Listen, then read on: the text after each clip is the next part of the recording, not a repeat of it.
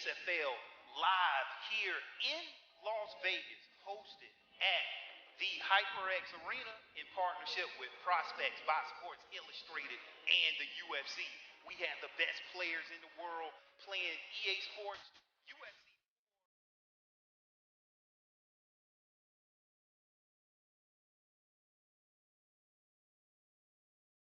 Yeah, I held this belt yesterday, and this is heavy. This is some high quality stuff. And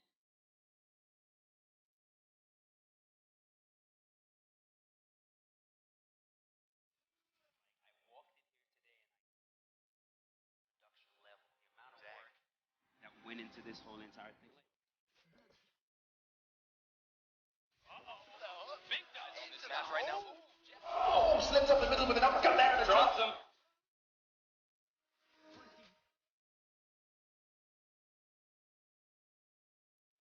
Break.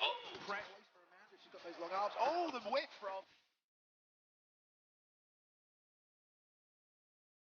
To throw it.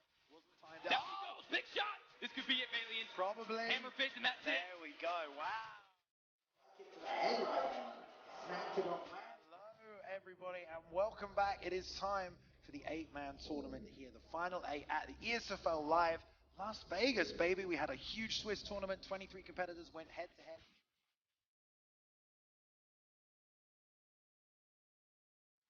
Ladies and gentlemen, we are about ready to get underway. Woo, let's go. Okay, Zayef in the red gloves, Dirty Dave in the blue, pressing against the cage, and already a knockdown. We've seen this all evening. Zayef getting these early. Will he do it? And he does it, babe. Wow. Okay, I like what both of these fighters are doing. They're changing levels. They're going down low and landing strikes. Yeah, nice pull counter there from Trixie. That one through.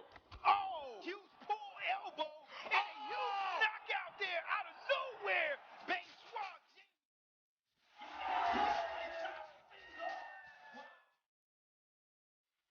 Look at what esports has become. I mean, I hope the UFC is watching. I hope EA is watching.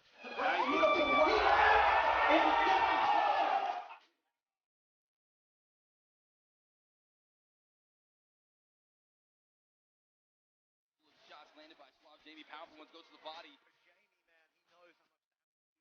Oh, And there's a big rock. Here comes Romero with a pull counter. There we go. We have a champion, ladies and gentlemen.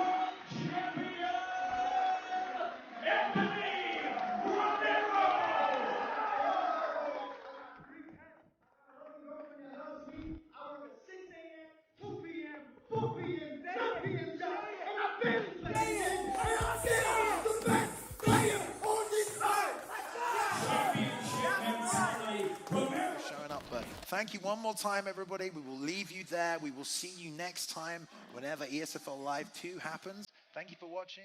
Have a good night.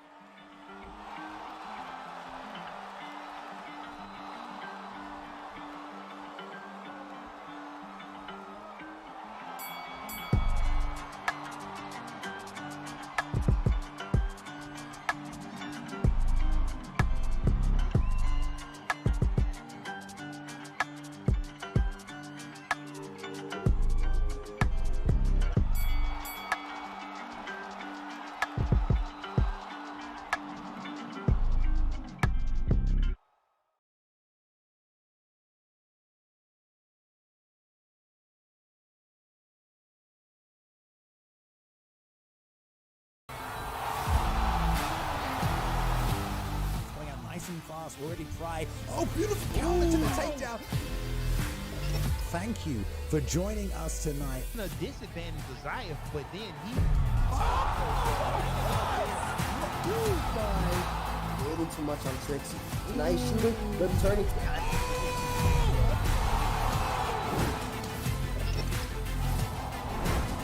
Watching on Twitch, watching on YouTube, watching from around the world tonight. I know the UFC isn't on right now, but guess what?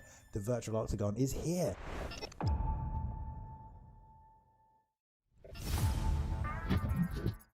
Hello, everybody? Welcome to another Esports Fight League event. It's Season 4, Week 9. We got the Xbox boys bringing the heat once again.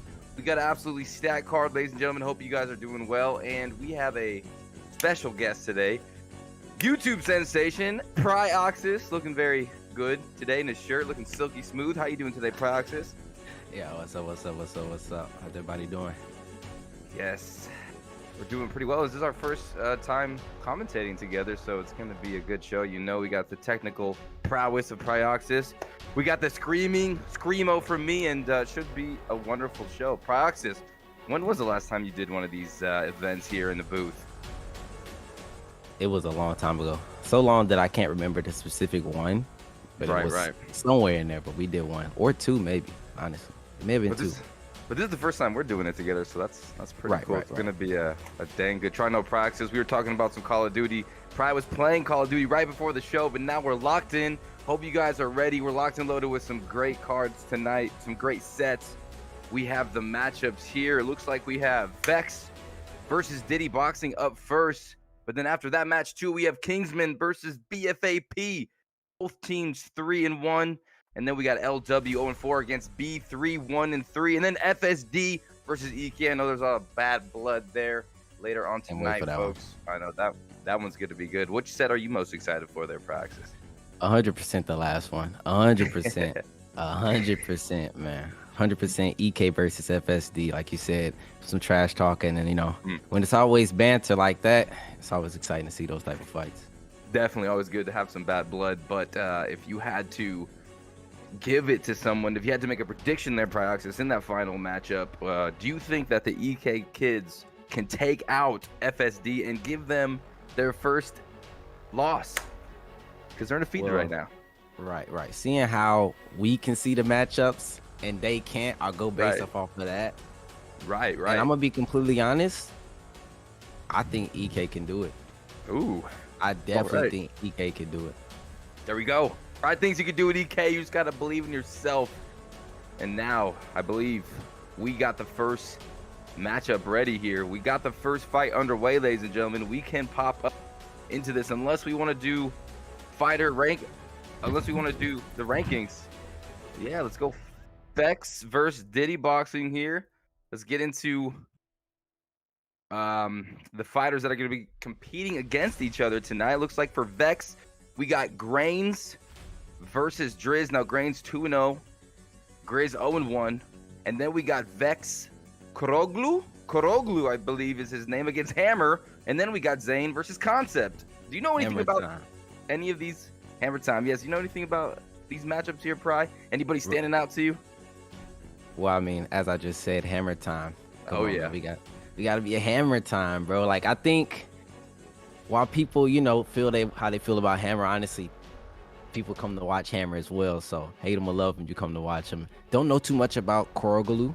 I mean, this is his ESFL debut, so I can't wait to see. I believe I know Driz, and I believe I watched this fight versus Capilate, and Capilate, and that is not EK Capilate, so everyone knows right now.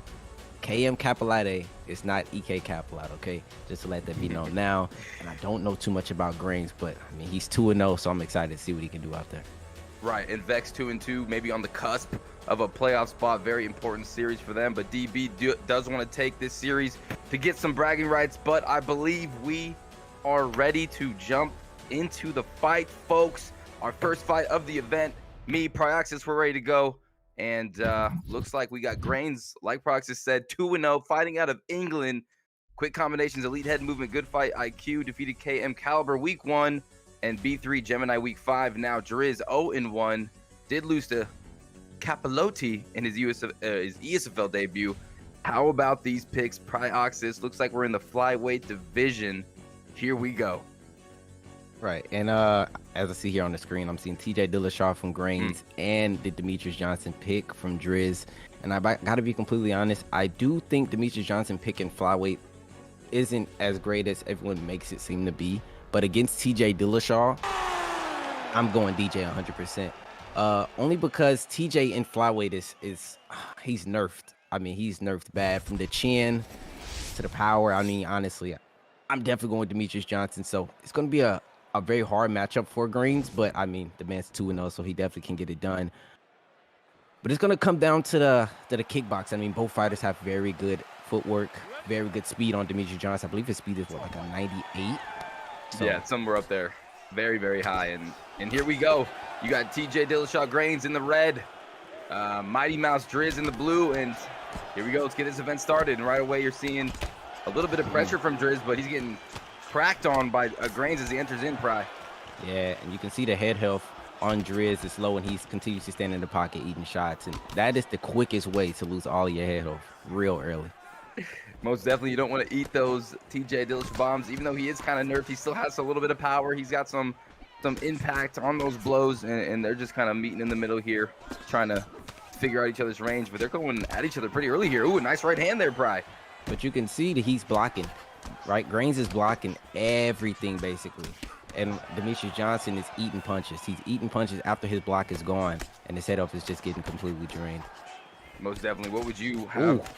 Ooh, a couple good shots. So, Driz, what do you think he needs to do to make this a little bit more competitive in this first round, not eat so much damage there, Pry? I mean, you got to remember what Demetrius Johnson is also good at, wrestling. I mean, Grains has his back close to the cage. You can definitely look to clinch up, put him on the cage, do some work there. But right now, the game plan he's going with is like a one-way trip to Knockout City, bro. The one-way trip to paradise, and Driz is on the right express train. Yeah, every time he enters, it seems like maybe Driz needs to keep that head health or that blocking up because he's eating punches. There's a little head movement there, but yeah, no attempt to do a takedown at all, Pry. Might be a bad game plan here early.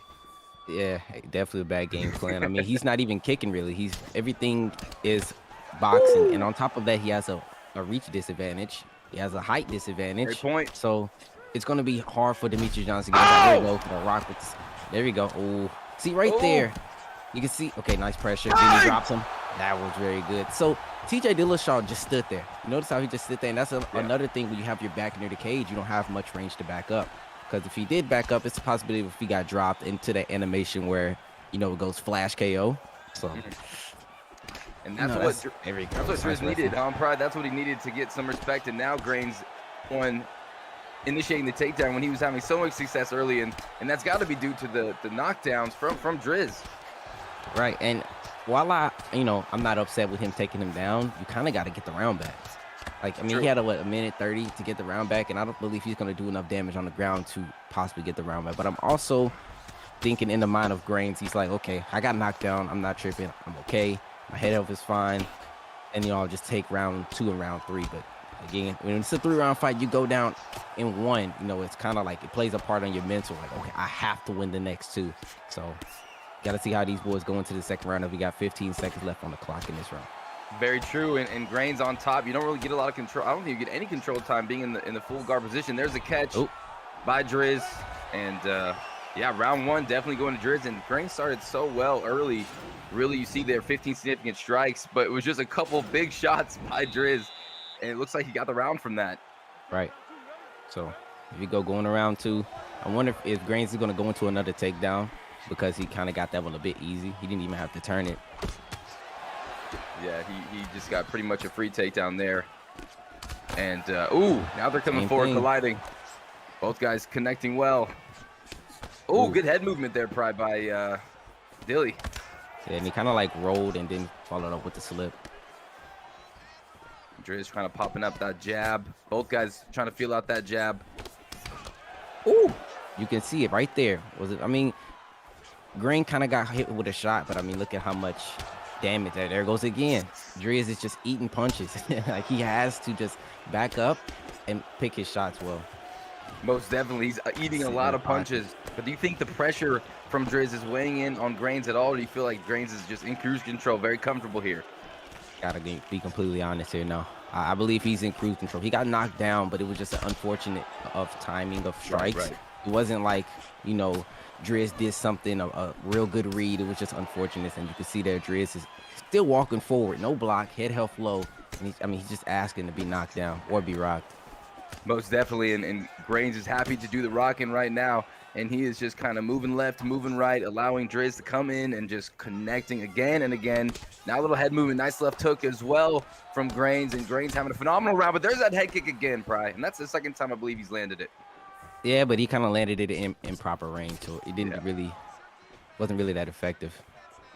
You can see, look at the block on Driz. And the problem is, I mean, both fighters, in my opinion, is one rock away from being finished. But Driz is obviously on the worst end. Look at his block. Look at his setup. If he gets rocked, I mean, the block is already gone. And if he does get rocked, you'll see exactly what I'm talking about. Definitely. Not much durability left on that green bar. Head health dwindling. Oh, there's the spinning overhead combination there. Sometimes that could be devastating if it lands. I think the first person I seen throw that combination like that was into a spinning back fist into a spinning heel. It looked like the combo Jan threw against Sandhagen, and it was Swiss. First person I seen throw my goodness, like that. Of course. Swiss, the wrecking ball, throwing the crazy combinations. I don't think I've ever thrown that combination before. Oh my goodness! There it is again, Pry. You can see TJ just standing now. He's backing up. And that seems to be the combo for Driz, is that like slip head kick. And Grains again tries to go for the takedown after that rock, and this time Driz able to deny it. Right now we're at a point where both fighters stamina is fine. Both fighters have enough stamina to get a rock to possibly get a knockdown or a finish, but neither one of their health is good. Neither one, but the problem is Driz is the block. I mean, look at his block. One punch or two punches and it's gone. Ooh, an elbow connects. Yes, but wow, a little bit more head health for Grains. Maybe that'll help him. Who took that round? You got the rock from Driz. Both about even on the significant strikes. Probably, who would you give round number 2 to? I would probably have to give it to Driz due to him getting that rock. But personally, I think it definitely could have went either way. It just depends on the punches that were landed versus how many punches were landed overall.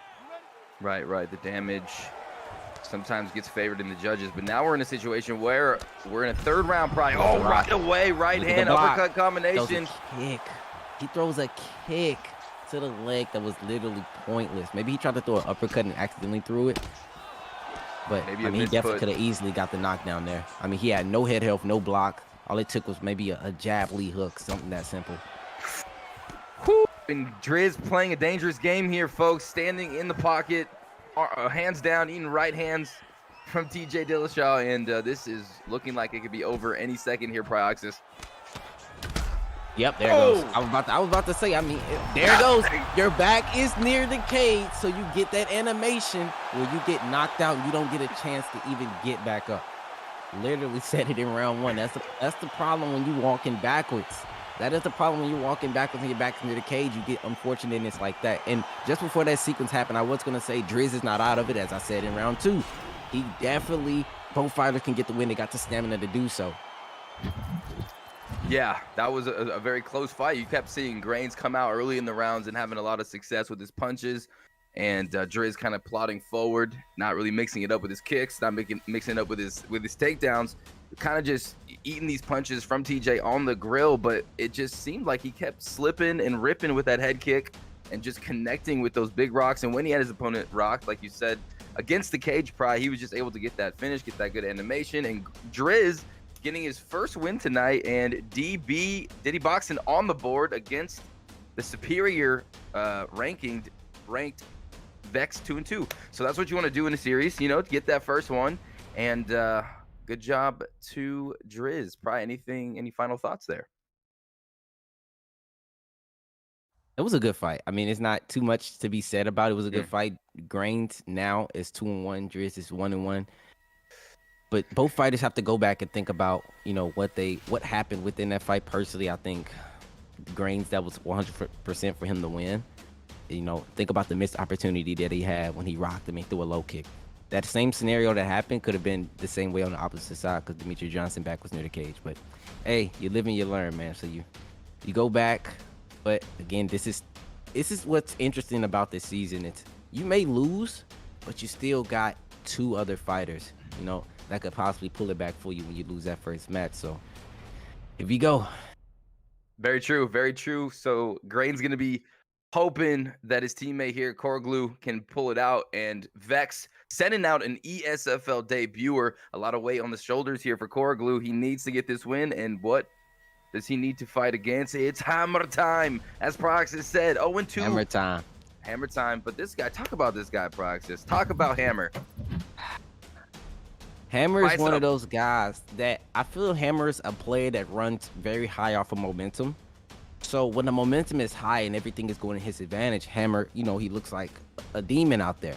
But when things get rough, Hammer kind of gets a little bit desperate, throws a couple shots that puts him in extreme danger, and it only makes it worse for him. I remember him doing the same thing in his last fight with the spin kicks. I call it the glitch kick and stuff like that. But Hammer, man, if he can get the top control, personally, I love the Hammer loves the rubber guard, but I personally don't want to be on my back against anybody.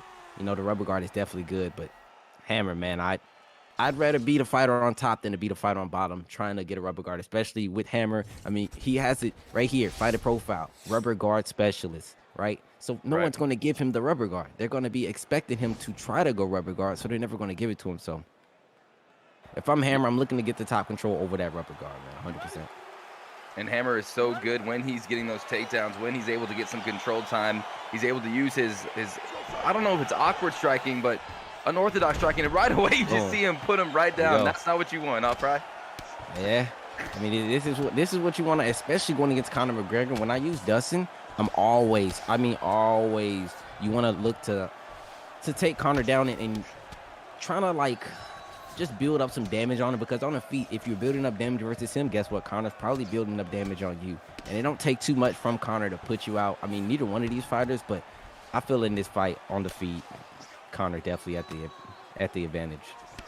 Yeah, if you have two guys and you're evenly skilled, Conor is going to hit you hard. And he's going to devastate you with these crazy combinations. So this is very important for Hammer to get that early takedown. And Koroglu being a debuter here, who knows how the nerves are going to be right now underneath in the half guard position, trying to build that momentum, getting back to the full guard position, doing well not to get, past positionally practice. Right, but the only problem with that, there you go, get back up to the field. I was going to say the only problem with that is Hammer's building in that, the grapple. I wouldn't say the ground control is just more so he's the top fighter, right? So you can't give the fight to the bottom guy if the top guy is, always on top. That was a nice kick there, pushes him back, gets some range. Go to the body. And something that I think a lot of Conor McGregor's don't utilize, and I utilize a lot, is his speed in which you can attack the body. Just the small strikes. And a player like, everyone knows Ed Parker for his Conor McGregor. I mean, he would attack the body a lot. But it was a lot with the small strikes that built up, and you be round 3, it's like, bro, where's my body health? And, exactly. And again, not a lot of Conor McGregor's are utilizing. You can see here, boom. Koroglu does utilize it. Hammer goes to the takedown into the turn, gets him down into side control. And from here, I'd say Hammer needs to see a lot of guys get into a position, right? And you think about it. If you go through a strike in side control, the grapple advantage goes very high up. And I'm not really sure what the ping was on this fight, but it's going to be even harder to deny. I know Hammer is in the U.S., and I don't know what these texts are. So I wouldn't know where his opponent is. But if you want to look for control versus Conor, you want to frustrate him. You got a minute left in the round. You're not going to be able to do too much damage. So you just want to control him, right? He could have had side control now, but now they're back in the guard. And you're already noticing in that first round, or when you were saying about those small strikes, you already see a little stamina advantage growing just from 4 or 5 straights to the body from Koroglu. So already adding up, paying dividends. And right now, I mean, Hammer's not really doing a lot of damage in these positions. Do you still give him the round? I mean, he's only in full guard. I mean, who's winning this fight? It's kind of hard to tell. We'll see. On the feet, Koroglu didn't do too much. He landed a nice spin kick to the body, spin kick to the body. He landed some body shots, but if Hammer can get in some if I'm Hammer right now, I'm just throwing body shots. 100%. How much do those score, Praxis? How much do those score, those body shots? I know it takes a lot from the gas tank. They're frustrating. How much do those score in the eyes of the judges, would you say? Let's see. I'm going to say this. Judge 2, if you guys don't know, Judge 2 has to 100% be like a former wrestler, because that dude always scores. Even control time, he will give it to the person that's wrestling. Wow.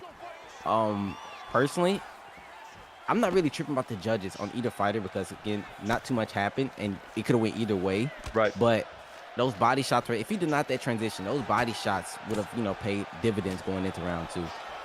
Yeah, those are definitely some nasty shots. Nice. Hammer turn takedown up. And that's 2 early takedowns in the beginning of each round, so success early. But, look at this, Prax. Is a beautiful reversal by Koroglu. Koroglu fighting very well in his debut. Hammer's going to go for the, And no, he's definitely fighting well. He's fighting very well off bottom to get back on top, and he wants to get back up to the feet. And the smart thing he's doing right here is what a lot of players don't do, and I even did it myself. Even though you're using Conor McGregor, if you go back, look at my ESFL fight, I can't remember who I fought. I was using Conor McGregor, and he was Kamaru Usman. I had the top position. I actually got up from top position. It wasn't the smartest thing to do because he's just going to take you back down, right? The hammer actually gets the rubber guard. Forget what I'm talking about. It's hammer time. And he gets out. He goes right back to it, right back to the rubber guard. And this is what he wants. So, again. Ooh, nice denial as well. And when they're getting those denials, Praxis, it starts weighing on you mentally. Oh, man. I don't know if you've ever fought T4A Zeus. I doubt it because you're on PlayStation. No, I don't think I have. If somebody that's good in rubber guard gets a denial on you, they can just pop. And the grapple advantage stays full. And it consistently pop your head health, and it just does damage. But Hammer gets the top position here. Okay. Goes up with side control note. And I can see right now, Hammer's a bit impatient. Hammer spends about 5-10 seconds in that position before he throws a shot. And then he immediately transitions. Like, hold him down into that position and don't really worry about, personally, like that right there kind of is overthrown. All right, because he's reversed that position with the ground and pound. If I'm Hammer, I'm just looking to control him. People are going to complain, say they're laying and praying, but you're going against the notorious Conor McGregor, bro. There goes a good denial there. And the Hammer can go to the top now. He's kind of shown side control a lot. There he goes. Oh, that was a nice beautiful denial. Flicks by Hammer. And from here, Hammer can just throw these small shots. It does some damage to the head, keeps the grapple advantage, as you see at the top of the screen, and he doesn't waste a lot of stamina. Now, Hammer, if I'm not correct, please correct me, but I'm telling you, Hammer right now is probably waiting for him to transition, but he doesn't. He postures up. Boom. Now, back to the neutral position. He goes to the left. And if I'm Hammer, I just want to hold him here. See, the Hammer keeps trying to go side control, and he's denied every single one of them. So where would you do most of your operating here? Would you go half guard, posture up, or would you just stack control time, get the round, and just get in the bag? I would just go. Oh, he actually gave him that, and then he gave him side control. Ooh, wow. Crucifix. And he denied it. Here, no, not Crucifix. No, right. So from here, from Hammer, okay, that was pretty smart because he was going to continue to transition in side control, but he goes back here. He's probably going to go to the left. Those could nice two good elbows. Gets in another one. Yep, there he goes to the left. There we go. And a good round by Hammer. He definitely wasn't being as patient as you would like him to be, Pride, but he did get some control time. He got that early takedown again, and in this third round, Koroglu needs to defend that takedown early. He cannot be put on his back again. He needs to get some offense out, maybe even a finish. Right. I don't know. See, that thing goes back to round one. Was the damage that Hammer done enough on the ground? What was Koroglu done on the ground? Ooh, that was close. I want to tell you something, Rob. Can you notice? Do you notice every single takedown Hammer shoots, what direction he's turning it? To the right. I believe. Was it to the right? He's turning every single one of his takedowns up, whether it's a single leg or a double leg. He started off with the single leg, and then he went into two double legs, and every single one of them has been up. I'm surprised. Oh, that was a nice reversal. Beautiful. See, Hammer's just impatient. Like, the thing is, Hammer, you've won round two, right? So you force Koroglu to make the moves now. You hold the top position, and you force him to make the moves. Because he's going to try to get back up to the feet 100%. Very good point. He needs to take down. Now, that one right there was a bit of a mix-up. I don't know if Hammer hears me in the commentary booth, but the man actually drugged that takedown out, and Koroglu tried to deny a transition with the turn and takedown before he actually turned it, which resulted into the trip. Now, from here, if I'm Koroglu, I'm actually going to transition down. Oh, see, oh my goodness, Hammer is just making mistake after mistake. He goes up, reverses the position now. Boom, he denies Hammer transition. And if I'm Koroglu, I'm just going to hold him. I'm going to hold him on the ground now and look to do damage because if you get back up to the feet, Hammer's going to what? Try to take you down again. And then look at Hammer. He gets rocked here. Oh, no. Rocking him, and look at the stamina, He Pride. goes for an armbar now. Can you read that in that language, Pride? Did you see what it was? Oh, this is bad. Oh, yeah. This may be GG's. This may be GG's. This could be it, Koroglu. Oh, boy. All over him here. Hammer bar. Yeah, this is it. This is Hammer it. getting a little nervous here. Moving it too quickly, Pride. Can he come back? He can't. See, the thing is, the deeper you get into the submission is the worse it gets. For the it gets harder and harder, doesn't it? Right. So, My it's goodness. wraps. And all this resulted in Hammer just being impatient. With Conor McGregor, too, he's going to break Hammer's arm. Koroglu! No. With a huge win. No. What a big W. Tough.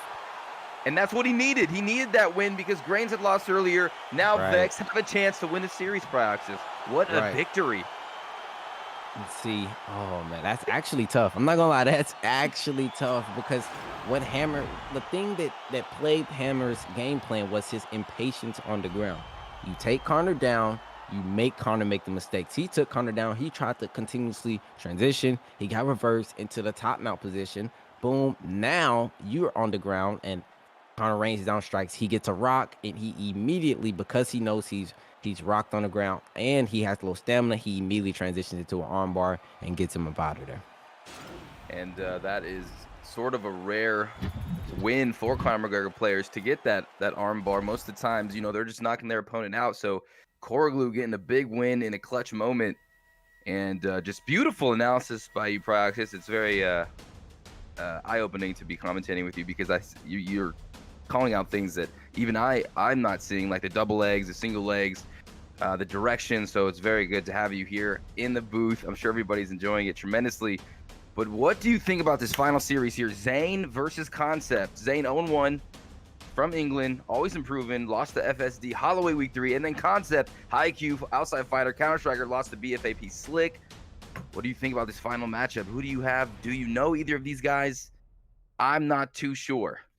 Well, see, I know a little bit about Zain, maybe a little bit about Concept. I mean, the thing is their names change, so it kind of confuses me a little bit, man. But I mean, as you can see here, Zain is up 1-0. I don't know if they did some sort of quality check or if they possibly fought each other in ranked, but Zain is up right now on Concept 1-0. But it's going to be interesting. If they actually go with this matchup, it's going to be even more interesting on how both of these guys fight, because you guys know the typical two wrestlers cancels out, but UFC 4, it kind of don't go that way. It's more so who can get that top position. But the scary thing is to shoot a takedown, it gets denied, and now your opponent has the opportunity to hit you with 2 knees, or they can go for a takedown. You see both these fighters locked in. GSP for Zain and Concept locked into Kamaru Usman. 2 wrestlers, Zain, GSP, Concept, Usman, could turn into a striking match. You know, Usman does have some nice power on those, the straight punches and a little bit of the loops. I don't know, was he like 94, 93? No.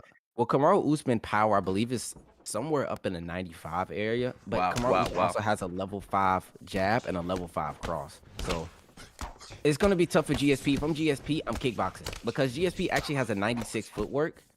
Oh man, GSP is actually pressuring this man against the cage. And if I'm GSP, take him down, put him on the cage, give him no opportunity to be offensive. A lot of guys don't really utilize that enough, me included. That was a nice combination. Beautiful shots. Overthrows there and could have got countered. You got to be careful overthrowing that stamina. Exactly, and getting countered against Kamaru Usman is something you probably don't want to do as he eats a 3-piece. Zain opening up with so much pressure here. A lot of there goes the 1-2 head movement, but that 1-2 by Concept landing. He's got to watch out that straight lead hook. Pretty quiet here in this octagon tonight. GSP really looking for that left slip there, Praxis. Yeah, but see, both of these guys are trading really well as the GSP shoots a takedown there. It's just a smart thing to do. I mean, personally, if I'm GSP, I'm not trading with Usman. You know, it as the fight goes on, you realize your head health is much lower than his. I mean, just look at it right now. You realize your head health is much lower than his, so you kind of want to just be careful. But I mean, the windows is there for GSP because Usman's giving it to him. Definitely. Zain approaching well. He's got to watch out for that left hook. Concept's left hook has been money so far. Backing up nicely.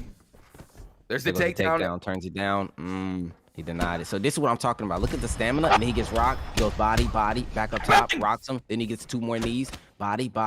Then a punch up top, rocks him again. Then throws a combination. He kind of backed off the pressure. I don't know why exactly Concept did that, but he definitely could keep pressure on me. Look at this. Concept's back to playing footsies for what exact reason? He has 100% pressure. Maybe, yeah, right. He's letting Zain kind of get his wherewithal back, letting him clear the cobwebs a little bit. Now Zain feeling himself once again, getting back to the game plan, the pressure, the double jabs, the hooks are coming, but not really able to get inside of the defensive Concept here. Yeah, just honestly, if I'm Zain right now, I kind of you're screwed. You're not winning this round unless you get like some sort of miraculous knockout and you win the fight. I mean, he got knocked down, he got rocked twice. You know, it took a lot of damage in that short sequence. He took what? Look at his head health. Look at Zayn head health, how much damage he took within, what, 20 seconds? So you kind of want to ride out round 1 for Zayn and just chalk it up. Because imagine if he gets caught again in these 45 seconds left. Zayn gets caught again with another rock. Right there. That one right there. Body. And it just gets worse. Like, all this could be prevented if you just ride out the round. Definitely. And why do you think the stamina from Zayn is so depleted? Is it the rocks? Is it the body straights? What is going on there, Pry? Well, Zayn's kind of throwing a bit, and he gets strong. Oh, my goodness. Stung him, Pry, right to the dome piece. Left hand again lands. Concept all over him right here. I mean, just think about it. Just think about it. All this could have been prevented. He got rocked and he got dropped within the last 45 seconds. And he could have just relaxed and rolled the round out. Maybe a 10-8 round there, Proxys. I mean, 3 knockdowns. I mean, that was a brutal. I'd call that a 10-8 round. I'm not. If I'm Zayn, I don't know if these guys do cornermen, but they gotta listen. Relax. You can't win the round back in 45 seconds after being rocked twice and knocked down. You're just not winning it back. This is what he needs to be doing. This is what he needs to be doing. Shoot the takedown and control Kamaru Usman. Kamaru Usman doesn't have great submissions off his back. Kamaru Usman doesn't have great off the back. He has very good wrestling transitions. But Kamaru Usman jiu-jitsu is 0, as Habib would say. So if I'm him, I'm looking to control Usman and just try to slowly get these 2 rounds in, because, again, that first round could have been a 10-8, and there's no ties to UFC 4. So if he wins these next 2, who knows? Exactly. Who knows? You never know. Could be a coin flip. Zayn on top, though, trying to just control him in the grapple advantage, but being built from Usman player just switches up on him, Praxis. Just throws him around. Yeah, but see, I don't know if this is the thing when you have so much time played on the game and you actually analyze these things.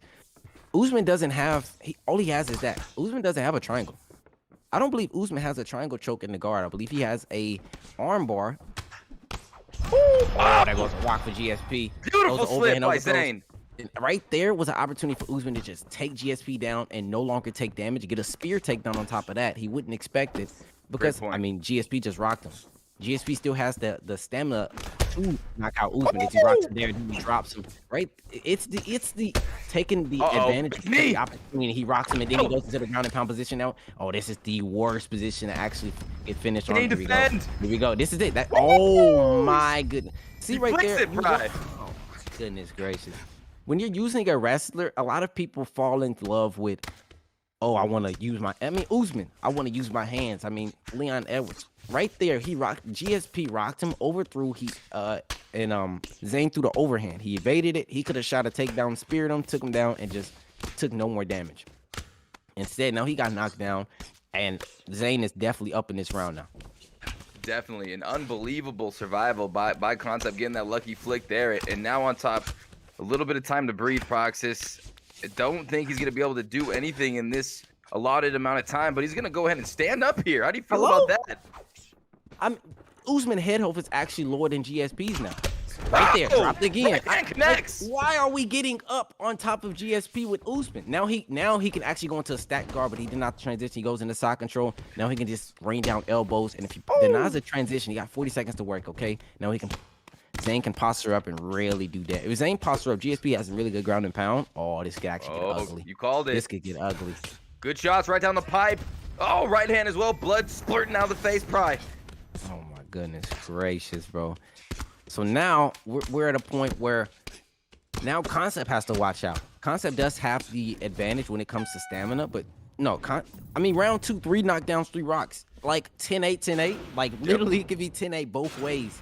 And you don't know how it is going into this third. So the third round, in my opinion, is going to go to the guy that gets who can get the takedown.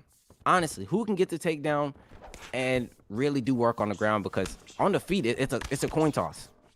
It's a coin toss. Either fighter can be rocked, but I'm just telling you, bro, just you got to get the takedown, right? Zayn has rocked it. Oh, there it goes.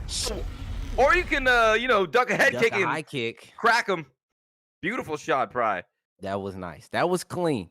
That was clean. That was very clean. Actually unexpected. That was GSP's first high kick that he threw. But again, that fight could have went either way. Concept, while this was a good win, Concept also has to go back and look at this. I mean, he was what, three punches away from being done for, right? In that ground and pound position. So while this is a good win, his team does win this week. You also want to think about when you play somebody else, you may not get these opportunities. And Diddy Boxing going 2-3 now, beating Vex, who really desperately needed that one, ladies and gentlemen, to go 3-2 to maybe have a playoff position. But it is Diddy Boxing. Concept locking in the final game. Koroglu also having a great performance. Driz winning earlier, Proxys, but it is Diddy Boxing taking the series. Right. What a performance, what a set. Oh, this next one. This next one is talk about the next one. This next Let's get one those fighter actually picks on the screen. Let's get the matchup on the screen. Let's talk about it, Pry.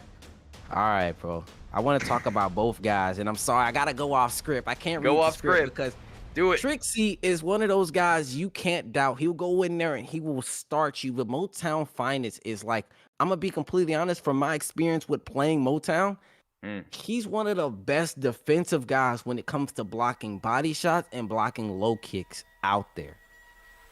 And I know this record on the screen says 15-5, but I'm telling you right now, bro, do not doubt Motown's Finest. I mean, from my understanding, Motown Finest was so close to beating Fatinator and just sold the match. He was dominating Fat.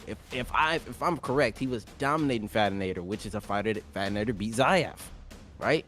So put that in perspective, Motown Finest was dominating him and he just sold the match, but you don't count him out, bro. He's actually a dog, and both of these guys are dogs. I mean, Trixie, what, top 8? Definitely. Maybe even top 4 in ESFL Vegas, so. And we got Kingsman Caliber 2-1 against the former double champ, the young prodigy Zayaf. How about this one, Proxys? How you feeling about this matchup? I mean, this is a couple of titans going in there. Exactly. I mean, this is one of those, I don't want to say coin flip matches, because if you look at the matchups here, oh my goodness, it's Demetrius Johnson, but it's Brandon Moreno, right? I hold my head let's high. come into the fight. The fight's ready, and while we're talking about it here, Proxys is seeing it early, but folks, we got the fighter matchups going down right now, and we'll talk about the other, fights in this set later. But there are some big implications in this one, Proxys. I mean, both guys are both camps 3-1, so this could be a playoff clincher if they do get this win. So a lot riding on this series. But here we go. Talk about these picks, Proxys. Right, and as I said before, man, Demetrius Johnson picking flyweight, I do understand the reasoning behind it, but I don't understand the reasoning why not just go a different fighter. You got Brandon Moreno out there. Brandon Moreno is like, not only is he has the best boxing, in my opinion, probably top 3 boxing in UFC 4 period, but he also is one of the hardest fighters in UFC 4 to put away. From the chin to the perks, like, the dude is a problem when it comes to actually finishing him. And then on top of that, you got the person controlling him, Trixie. So that is true. It's going to be tough. I mean, the boxing One thing advantage. I don't like about Brandon Moreno, Proxys, and maybe you could elaborate, is he has no front kick. So it kind of, they never really have that as a threat. The front kick's not there. So your opponent knows. How do you get around that? Do you think that's an important aspect of this fight, not having the front kick? Well, I believe Brandon Moreno has a front kick to the body. I don't know if he has one to the head, but he definitely has one to the body. And yeah, I think you'll be fine. I mean, the best thing for Motown Finest to do is utilize Demetrius Johnson's speed and footwork. I mean, and his wrestling. But again, Brandon Moreno is very good on bottom as he clinches him there. I'm also looking for some grappling. Another weakness on Brandon Moreno that Motown needs to, as he throws a low kick, is the legs. Brandon Moreno has not that great leg health. On top of that, his switch stance is bad. So if you can weaken the legs and make him switch stance, you see the head movement comes out clean there. Oh, it's a flying knee. Beautiful flying knee from Trixie. Trixie being praised here. M-Town putting some pressure on. A lot of leg kicks being thrown by Trixie early. Ooh. You can see here, Motown, like I said before, Motown's definitely a dog. He's not going in there one of those players, if it's a free win, just throwing him a bone. For Trixie, it's a dog, right? And right now, I'd say Motown is definitely up right now. But again, this is flyweight. On top of that, this can change in an instant. As you see, Motown lands a nice head movement, and follows up with a round for a cross. Mixing up well. Into a knee. I mean, he's doing everything. Right. He's doing everything besides shooting a takedown. So the head movement's nice. I mean, the strike inputs are nice. On top of that, he's mixing them up, going high, low, attacking all levels of the body. He checked the kick there from Brandon Moreno. He's clean, and Demetrius Johnson's a very fast guy. Woo! He is lighting up Trixie early here, getting him on his back foot practice, testing that head health. Even without the powerful punches, he's still connecting again and again on Trixie. Exactly, and one thing I'm seeing Motown Finest do is utilize the kickbox. I mean, something Brandon Moreno can't do is kick. He can't really kick. He has the ugly animation that come out sloppy. But the boxing, that's the problem. It's the boxing. And as long as Trixie, sits in the pocket, he actually clinches him. Does he want to do some wrestling himself? He puts him near the cage. This is where you don't want to be. The block is gone. M-Town trying to get away from that cage. Throwing some good punches. Trixie kind of coming alive here at the end of this round. Hitting him hard. They're exchanging. And definitely Brandon Moreno is going to be favored in the exchanges, right? Even though the speed is there for M-Town. It's the power. Right. Power from Moreno. Nice slip cross. So far, so good. 1 minute there you go. left. I was gonna say he needs to go back to the low kicks. I mean, still got a lot of time in this fight, but the only problem with throwing low kicks is you do throw them. On top of that, having a lower, he's a shorter fighter, so Brandon Moreno can get in and throw some good punches while he's throwing the low kicks. And those are devastating if you get hit while you're throwing the kick, and the pressure now from Trixie. Doing very well for himself when he has M-Town against the cage. That's what you don't want to be. I mean, you want to circle out. That was a good takedown. I mean, whoa! Not it. Trixie's going to have some very good takedown tonight. I can tell you that right now. But you got like, you can't go in and be like, oh, I'm just going to respect his wrestling defense. I'm not going to shoot. You got to shoot, right? Demetrius Johnson's a very good wrestler, and Trixie's a very good, anti-wrestler. And on top of that, Trixie can wrestle himself. But in this matchup, you don't want to just keep it striking. That's Brandon Moreno's world, but Brandon Moreno's also good on the ground. But Demetrius Johnson, I would say he's better. Yeah, for sure. Faster, not as powerful, but definitely better. He can get the takedown, and he needs to mix it up. Early in that first round, we saw some clinching. We saw him attacking, putting that pressure, mixing it up well, but not too many takedowns. And Trixie later in that round practice was able to kind of push him against the cage and do some good work, and we'll see what happens in round number 2. Here you go. Starts off. A little bit of low kicks. Okay, he tries to clinch him there. Double jabs. You can see both of these guys are mainly attacking up top. I mean, you don't see too much body. Goodness, that combination was clean. He follows up the low kick. Trixie got to be careful trading in the pocket like that. Nice clinch. The ankle picks him. Yeah, I mean, the only problem with that, so when you want to set up a trip like that, you kind of want to clinch them and give them a reason to block high, because Trixie's obviously going to be looking for that ankle pick. So you want to throw maybe 2 knees up top, maybe a couple times after the clinch, and then, maybe throw a knee and then mix it up into an ankle pick while he's trying to block high. Definitely want to mix it up there. Trixie is a veteran player. Ooh, connecting very well with those long straights. From Moreno, putting on that pressure now outside that double black line practice, but still M-Town trying to fight his way out of here. Doesn't want to be backed up, it seems. Good stuff by M-Town, not, allowing himself to be zoned out. That was a nice low kick. He kind of ate a cross for it. And something I see Motown not utilizing with the footwork. Very high footwork, but if you're blocking, as you see here, he's blocking the whole time. Pay attention. Right. I mean, both fighters are. That was a nice hip toss. Big takedown. This is Trixie initiating the takedown this time practice, and we'll see what kind of top game he brings to the table here as he's in the side control position, landing a sharp elbow. Right, and I mean, Trixie didn't make it top 8 for a reason. No, sir. He made it to top 8 for a reason. He's slicing him. These guys are top players for a reason. They're well-rounded. Yes, sir. Very well-rounded. Can do everything. And if you want to be a top player, you can't just be, I'm going to be a very good boxer and have some good takedown defense. Okay, so what happens when someone finally gets a takedown on you? Then what? What happens if you get knocked down and now they jump on you and they don't finish you, but now you're on the ground? So you need to be able to do everything. Especially in Esports Fight League, or you will get exposed. And we've seen it so many times. M-Town able to get himself up. They switch sides on the screen, and which side do you like better, Proxys? You like the left side, the right side? Do you feel like there's any advantages there? I mean, honestly, it's just more so personal preference. Me, personally, I play on both sides. I can play both sides, Orthodox or Southpaw.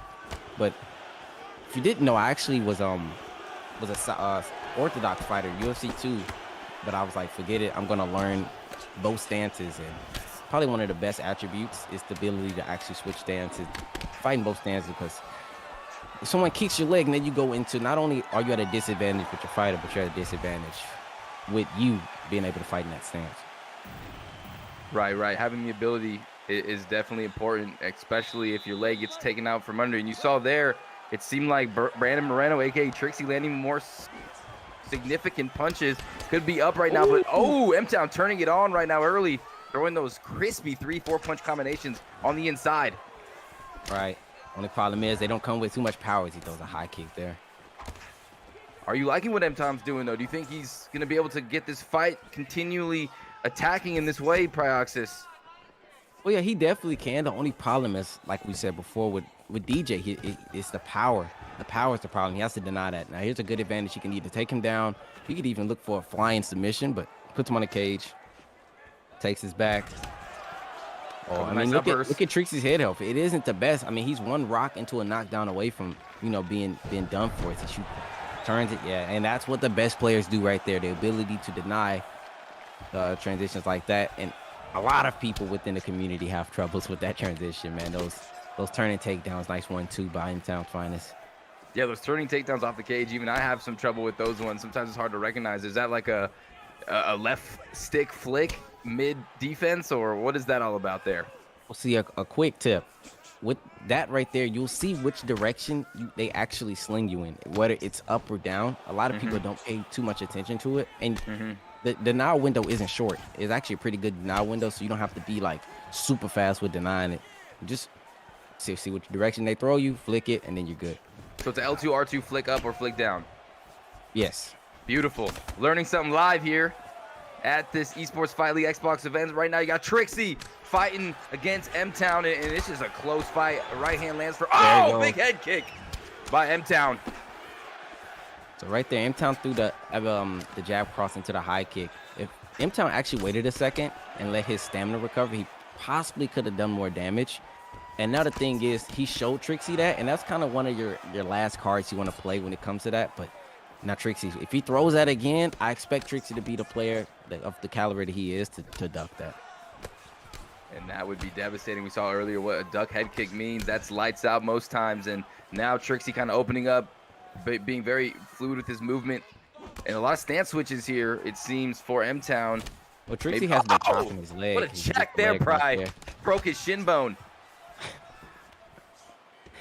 Hey, but I'm not sure if you've been noticing, but Trixie actually has been kicking M-Town's lead leg a lot. We can't see the health on it, but I'm pretty sure it's not looking good because Trixie has been consistently kicking it.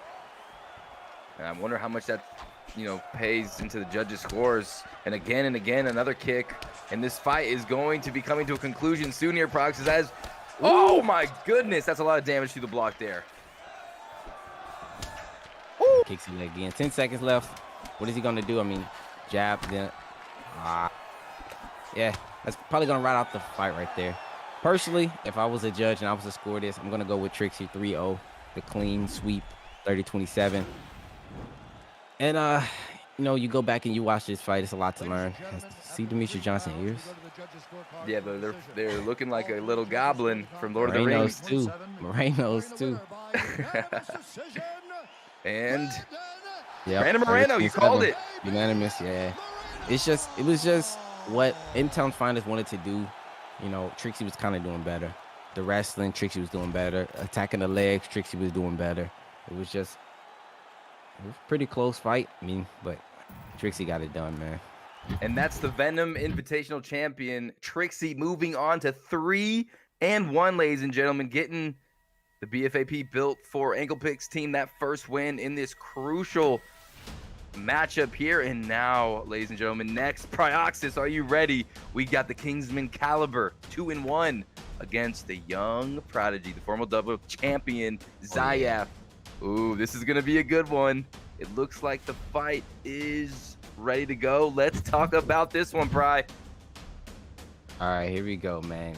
Zayaf versus Caliber, man. Two very, very high-level players. We got Zayaf, the dude that ran through everybody, including Romero in their first match at ESFL Vegas. So Right. excited about that. You got a very good memory, Prioxis. You're like an elephant out here. Hey, but we got Caliber. He is currently 2-1.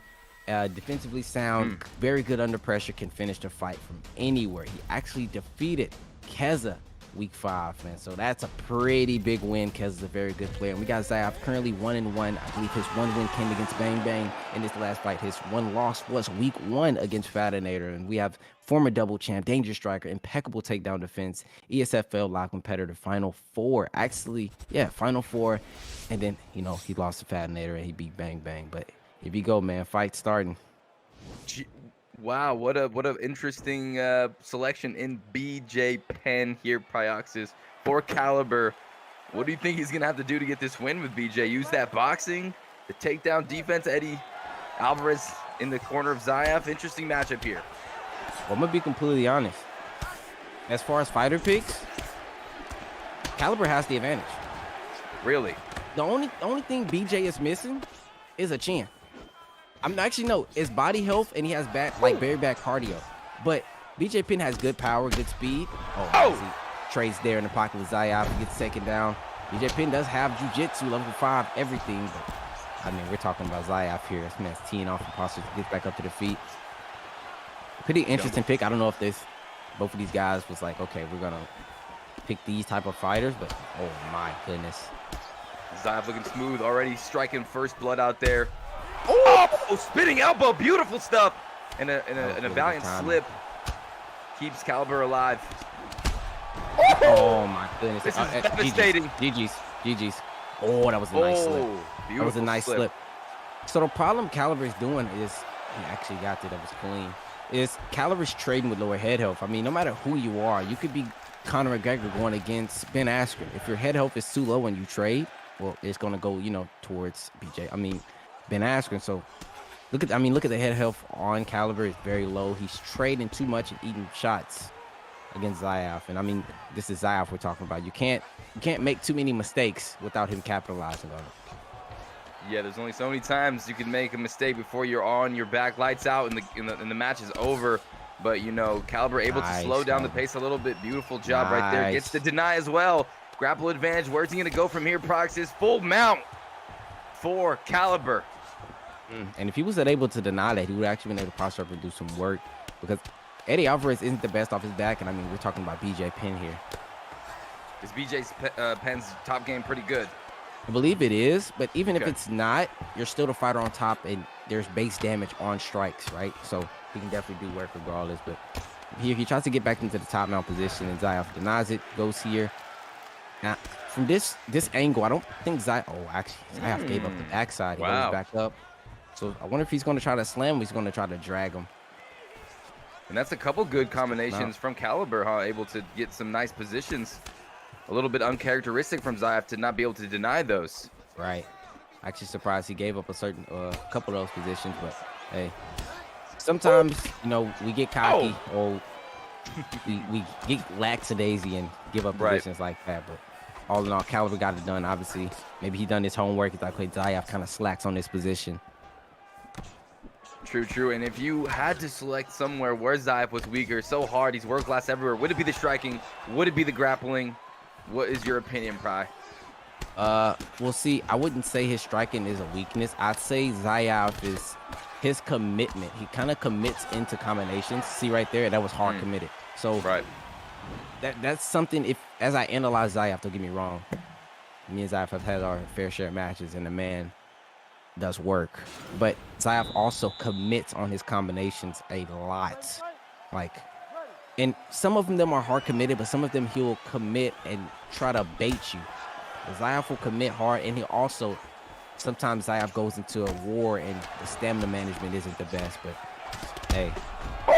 It's definitely an exciting fighter. Zayaf out there throwing heat most of the time, and it produces these spectacular finishes, and it's why he's one of the most exciting champions that we've ever had. As Caliber just eats another lead uppercut. He cannot. Zayaf's all over him here, Pry. This could be over early. Oh my, he almost hit him with another one. The jab interrupted it seemed. You can see Zayaf is playing it smart. Notice how Zayaf is like, I don't have to pressure you. I'm going to make you come forward and walk into my strikes. I'm seeing it. I'm seeing it. Good stuff by Prioxis, kind of standing his ground. As Penn's coming forward. Sorry. Zayaf. Caliber coming forward on Zayaf, not Prioxis. Putting on that pressure. There's the clinch here, Pry. Oh, Zayaf, so what Zayaf tried to do there was reverse the clinch position and actually ate a punch for it. He's out. Rock. Now Zayaf is bang, bang. Wow. Oh, that's bad, though. That could have Completely been gassed horrible. himself out there. That could have been, I mean, he kind of, I ain't gonna say he has to, but he's at a point where his head up is screwed, and it's gonna be hard to come back from here on top of that going against Zayaf. But that was definitely a big window for Caliber. Oh my goodness. Pinpoint striking from Zayaf. See, right here, Zayaf gotta be careful. He kind of, oh my. Bang!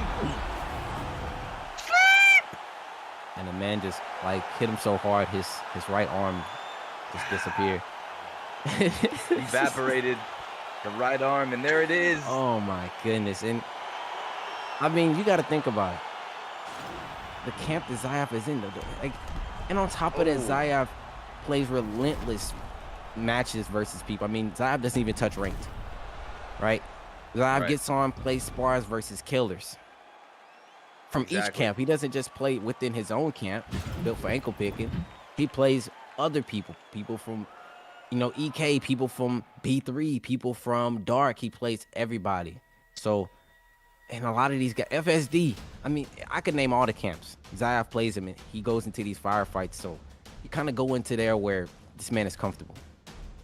And his skills are just so sharp. Right. You know, playing all those high-level players, and then when you play on ranked, do you feel like playing on ranked too much is, you know, can be a bad thing? Could it be a detriment? I feel like so many people are bringing so many different styles. It's only almost a whole different world.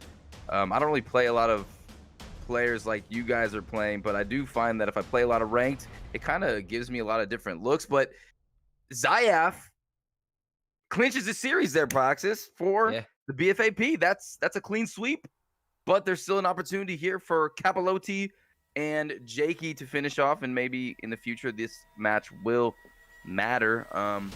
But do you know anything about these two 1-0 undefeated gentlemen here about to compete before our eyes? Right. So we got EK Capellotti. I believe it's pronounced that way. Again, as I said at the beginning, it is not Capellotti, okay?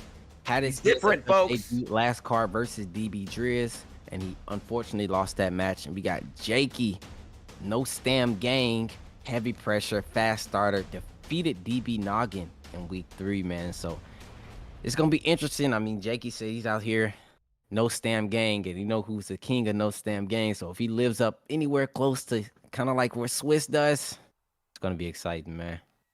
Oh man, I miss calling those PS4 fights. I miss Whistleback. It's always an exciting matchup. And there it is, Volkanovski. I mean, he's gonna have a lot of stamina practice. Maybe he's gonna just unload absolutely everything. But against Conor McGregor, I feel like the range is there for Conor McGregor. Capellotti.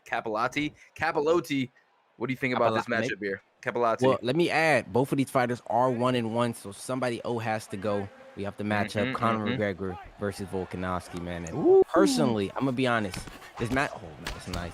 Oh, Capellotti got to back up. So Jakey, I mean, he said he's heavy pressure, but immediately fight starts, he's on the back foot, but he is throwing a good amount of strikes. Conor McGregor in this matchup, personally, with my match that I've played, it's kind of rough for even Volkanovski to deal with Conor, but right now Jakey is putting the pause on him as he pushes him back. I would agree. I think like the range, it makes it really tough for the Alexander Volkanovski player, but wow, good shot so far. Oh my goodness, look at Volkanovski. Jakey B lighting him up. Whoa! Beautiful head kick. They are exchanging.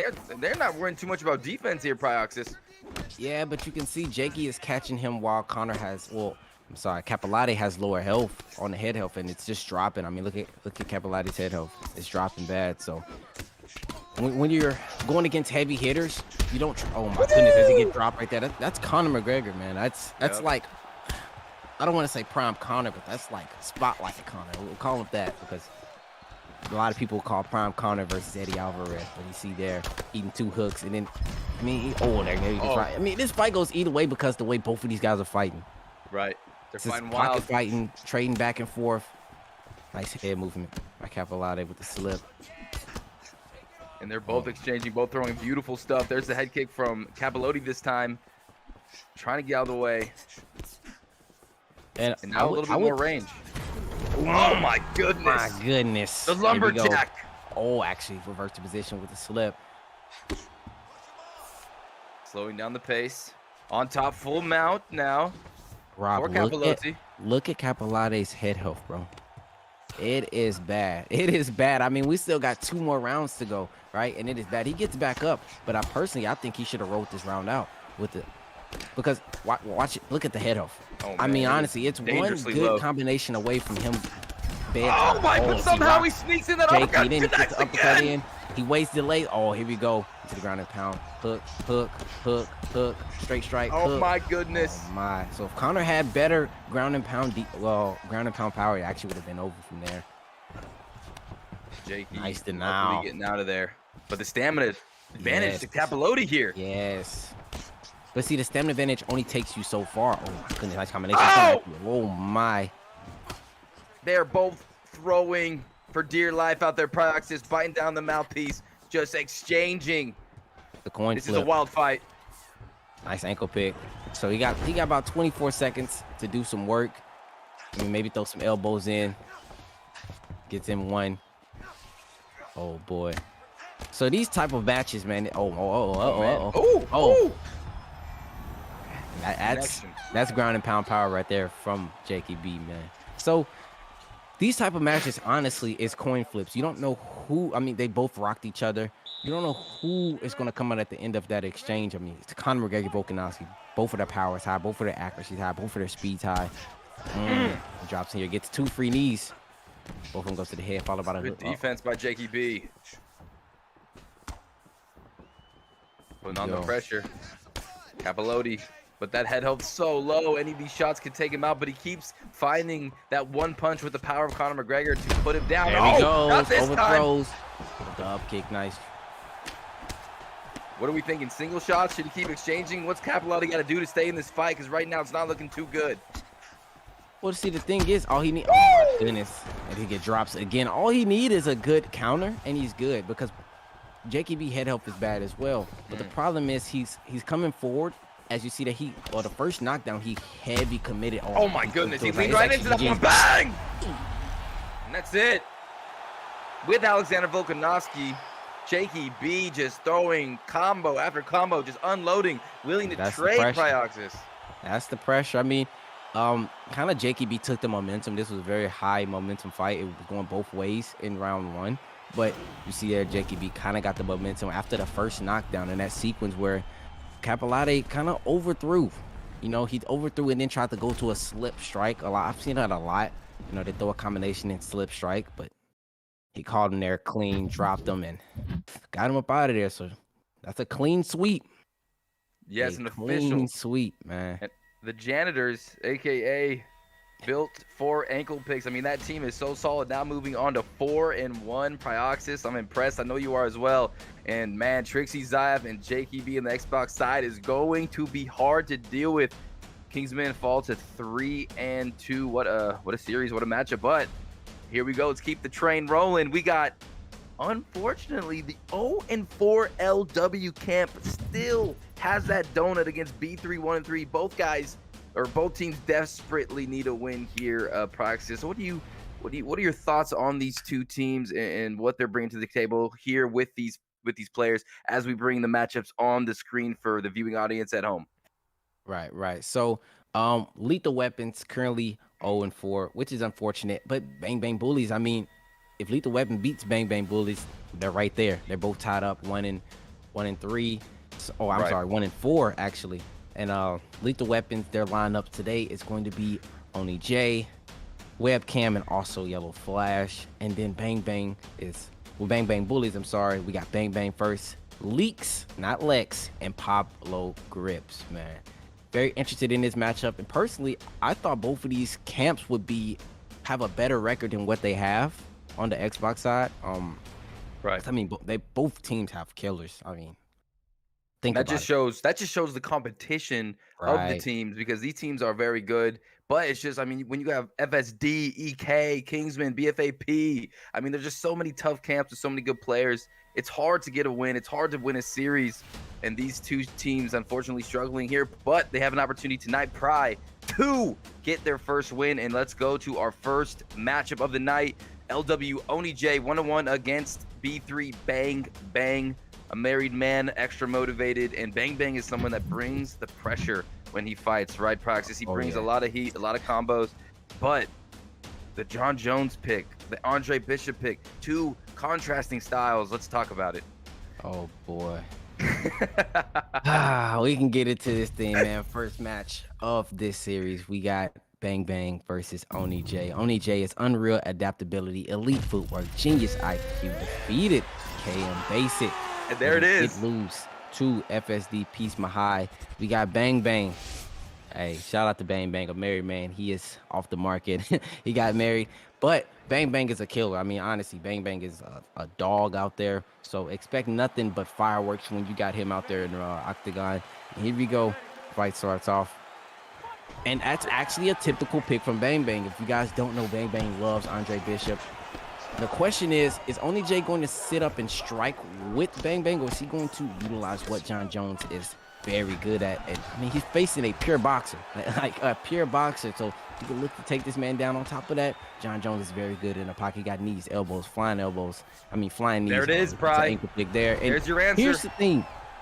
Oni J needs to take advantage of top position. Did you see that he tried to throw a strike, immediately transitioned out? Is everybody giving up backside now? I believe so. Everybody's giving up backside, and you see he postures up, rain down strikes. And personally, I'm just holding, like, if you can bank in round one versus Bang Bang, you bring out a desperate player that has to win the next two. So look to control him, man. I know I'm saying this a lot. Like, I'm not asking these guys to just lay on them, but you gotta be logical. As you see there, he tried to posture up, gets denied, and Bang Bang actually reverses the position. That's pretty impressive with Andre Bishop from the bottom there from Bang Bang, wouldn't you think? And I'm honestly surprised. Oh, he go with Kimura. Oh, he denied it. Beautiful flick by dangerous. Bang. That's bad. That is bad. Oh my goodness. Quick. He's quick with the flick. Guys. He's gassed. Don't cry. He's gassed. Oh my goodness. Is that a free flick? I don't know why he's not. Oh, GG's. That's it. Oh my goodness. That's it. He just took Bang Bang out round one. He has no stamina. Andre Bishop, this is it. He doesn't get the slam either. That's it. Let me take it's a wrap. It's called by Prox. Here, but he's coming back. He's coming back. But the deeper they get into the submission, the harder it gets for the defensive guy. On top of that, he got the flick with the strikes. It's all over here, folks. What a win by Oni J, catching Bang, and Bang looked like he was having some good flicks right there. What happened at the end there, Prioxis? Let's not talk about what happened at the end. We must talk about what happened beforehand while they were in guard. The best submission defense is not getting put into that submission, right? Now, Bang Bang was impatient on the ground. He kept trying to transition with his low stamina, and due to that, got all his stamina drained. He denied the initial Kimura, but because his stamina is still very low, he followed up. Boom! Oni J went right into the armbar and got it. And it's actually tough, man. Bang Bang definitely could have played that a bit different on the ground, and I ain't gonna lie, it's been tough for Bang Bang during this season. You know, it's been a couple bad fights, but hey, we can't talk about the loser, man. We gotta talk about the winner, and Oni J getting the dub with Johnny Bones Jones looking clean out there. Yeah, I mean, that's a picture-perfect performance by Oni J going against someone like Andre Bishop. If you get stuck in that world where he's pressuring you, he's landing big shots, it could be a rough night. But able to get the fight to the ground, and even Bang Bang on top or on bottom, you know, able to get the sweep and doing some good work with the flicks as well, Pride. But still, Oni J did not, he kept with the relentlessness, with the submissions, locked it in, and with no stamina, I mean, what else are you going to do? That's an easy sub for Oni J, and a beautiful performance for LW, and that's what they need. 0-4, LW really needed that first win, and now CIA Webcam Praxis against B3 Leaks has an opportunity to close the show and get that O and make it go, baby. All right, man, and let's get this thing started. We got Webcam versus Leaks. Webcam is currently 1-2. He is actually the founder of LW, right? And then we got he works to drain the stamina. He has crazy head movement. I love good head movement. He beat I'm hearing something on there. Whoa, what bro. was You hear that, bro? A little battle cry, motivation. Right, so he actually beat BFAP Top Dog week 5. He lost to Capalite in week 1, and he also lost to FSD Swab Jamie in week 7. He was an ESFL live commentator, so that's all that is experience. And we got Leaks, elite smart striking, great kickboxing, excellent pressure boxing, defeated DB Doctor week 1, and he also lost to Vex Matty D week 5. Very, very great competitors here. Leaks really needs to get this one, needs to use his kickboxing, his pressure. And I did not get to see those picks. It looks like it's okay. Yan for Leaks and Cejudo for Webcam. And Webcam's one of my favorite players. Also kind of struggling 1-2. No sound on this one, but we're still going to make it exciting. Here we go. All right, man. So it's going to be tough. Honestly, it's going to be very tough. Oh, my. They starting off fast. They're starting off fast. Leaks eat the combination there. So, oh, no. That was a nice slip strike. Oh, my. Webcam coming out with, oh my. Man. Some powerful body shots. Oh, here we go. Webcam is just sitting there eating punches. And if I'm Webcam, there we go. I'm about to say, take this man down. You're not like you're Triple C, Olympic gold medalist. Cringe right? King, baby. Take this man down and work him off the mat. Here we go. Goes into side control. And from here, boom, throws a strike. So I've been noted everyone's been having a bit of trouble in the side control. Nobody's really denying any transition. He postures up here. Henry still has some very good ground and pound. Gets back to the guard. Postures up. Here we go. So as he postures up, that's smart. See how he throws those strikes? He's not trying to get his position reversed, or he's not trying to, get in his strike slip. He throws 2 hooks. He throws them. There you go. See? Very patient. He's playing it patient. He's like, okay. Oh, beautiful. Get up, building that GA there. Yeah, unfortunate. Cejudo still striking well, though. His footwork, his in and out movement. Oh, man, the flying knee. Webcam fighting brilliantly in round number 1. He's fighting very clean. Damn, oh, my, that slip body shot. The slip body shot, every time he throws it, he's landing it. And you love that slip body shot. You throw it on me countless times, and it hurts. Oh, yeah. It's either the slip body shot or I'll pull back into a rear body uppercut followed by the lead hook. Oh, that was a nice lunge to get out. But he got to be careful trading in the pocket. Jan has lower stamina, so he definitely can do some work right here. Woo. Lee's coming forward. Oh, man, connects with that sharp elbow. While he was lunging, so did extra damage. Watch out. Webcam got to be careful trading in the pocket. What a fight so far. In round number 1, and oh man, it seems like Leaks is starting to pop. Webcam connects, down he goes. Webcam hits the deck. Oh, that uppercut's landing, Pride. That rear uppercut is money right now for Leaks. Oh, he's all over him. Oh my goodness. He has to back up. Now, right? Oh, that was I was going to say he had to shoot a takedown, but right there, notice how Leaks threw the uppercut at the end, which would possibly caught him. But Leaks is actually draining his own stamina with this many strikes he's throwing. So kind of puts him in danger with free takedowns with the spear, but postures up. If I'm Webcam, I just want to ride this round out. I don't want to do too much. Make Leaks trying to make a mistake, trying to get back up to the feet with 30 seconds left. And Cejudo, what does he do? Make the mistake. Now Leaks has the opportunity to possibly posture up.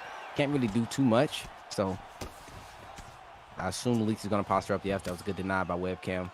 And he goes for the Kimura to possibly, denied. Now, was the juice worth the squeeze? Was the output from Leaks, the damage he was able to inflict on his opponent Prox, is worth the stamina drain?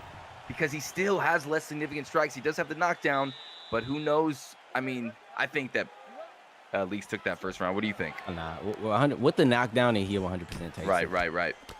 And the thing is, look at Webcam just standing there. Like where's the head movement that he was displaying early on in round 1? Oh my goodness! The cage is he freezing right now? Maybe a little mental lapse here against the cage, just getting popped from all sorts of angles. And Webcam's throwing shots, and he just needs to be playing defense. I mean, just getting out, right? Right. And oh boy, this is tough. So now we're at a point where Webcam has no head health, right? So Leaks can definitely lift the posture up. He can even keep him on the ground and win this round, and now put Webcam in a position to. Oh, he actually stands back up. And while I agree with that personally, the way Leaks is fighting, he can be knocked out. He's just unloading his gas tank completely exactly. every time, so every combination. A good counter could get him up out of there. Oh! Webcam gets With dropped that head again. health, look at it. He's got a glass jaw now, Pride. Glass jaw. Exactly. And, you know, stamina matters, but what? He gets locked again. He's just keeping his hands down. Oh, my goodness. This may be it right here. Can he slip? Hook. Another one. Oh, my goodness. Well, he's getting back up. Oh, this is lamb to the wild. slaughter. This is lamb to the slaughter. Gee, there goes again. Here we go. He needs to keep his hands up, Pry. Oh! I mean, it was the inevitable. Oh my, ref. Stop the fight, my goodness. It was the inevitable. It was gonna happen. It's unfortunate, but this matchup here, if played improper, it's a free L. I mean, you gotta really be on point to beat Jan with Cejudo, because if you're trying to outstrike Jan, it's gonna be very tough, especially with Henry Cejudo. And you know, Henry doesn't have the power, it doesn't have the striking attributes or even the striking levels that Jan has, and it just puts him at a disadvantage. So he definitely should have possibly been looking more so for some wrestling, but it was wraps, man. He did good round one, but as I always say, the stats just start to overweigh the what you've done in round one when it comes to matchups like Henry Cejudo versus Piotr Jan. Definitely, and that's a huge win for Leaks. I mean, that keeps the B3 in the series, and man, it just seemed like Webcam was just unfortunately unable to defend himself, and Leaks was just all over him, kind of relying too much on the pivot movement, maybe not keeping his hands up, maybe should have gone for a takedown process. How do you feel Webcam could have navigated the waters a little bit better there, with Leaks just literally just unloading his gas tank, almost every combination on him? Just the pressure was just astounding in that matchup. Right. And I mean, the best thing he could have done was slow down the fight. Leaks was fighting at a very high pace, but I mean, that's the fight Leaks wants. Like, Leaks' stamina wasn't looking good, but Leaks didn't care because he was able to put in enough damage on Webcam's head health that all it took was a simple hook for a rock. So the best thing Webcam could have done there was slow down the fight, maybe use some feints to possibly draw out Leaks to throw some strikes, and then look for the takedown. I mean, there was multiple opportunities for Webcam to get the takedown, but his head health was just so screwed that it was pretty much clipped from there. And I want to ask you a question, Rob. When it comes to the bantamweight, if you're not using Jan, right, who would you use against Jan? If you can't mirror match him, you have to play him and use a different fighter. Who would you use? That is such a tough question, and I was actually dabbling with Cody No Love Garbrandt. I really like his footwork, and if you can avoid the boxing or avoid the damage and land your own damage, sometimes you can have some success. Maybe Jose Aldo, but I mean, who else do you have? I remember Rob Font used to be a good pick for me, but then they kind of nerfed him a little bit. And when they picked Peter Yen, a lot of it. A lot of it. Who would you use, Proxys? What is the counter to Peter Yen player? Right. So is it TJ? A long time ago, no. TJ is not the pick. I mean, if you use TJ is one of those picks you use, and if you're able to successfully make reads, do work, TJ works. But the problem with TJ is his block, and TJ just ain't got the boxing that Jan has, so it's a very tough matchup. But if you can, I mean, don't get me wrong, the best players can make it work with TJ. Players that are good on TJ Dillashaw can make it work, but it's a very tough matchup because of TJ Dillashaw's block. But me personally, I think the best matchup to go against Jan, and again, this is me personally, so don't critique me, and with my experience, is I'm critiquing you. Jose Aldo. I think Jose Aldo one is the best pick for Jan. Due to he can kickbox with him, he can box with him, you know. And I've personally had a lot of success versus Jans while using Jose Aldo. So that's just me. I mean, again, everyone's opinion is different. Another fighter that I've had a little bit of success with is what's his name? What's Song Yadong. That's my boy, man.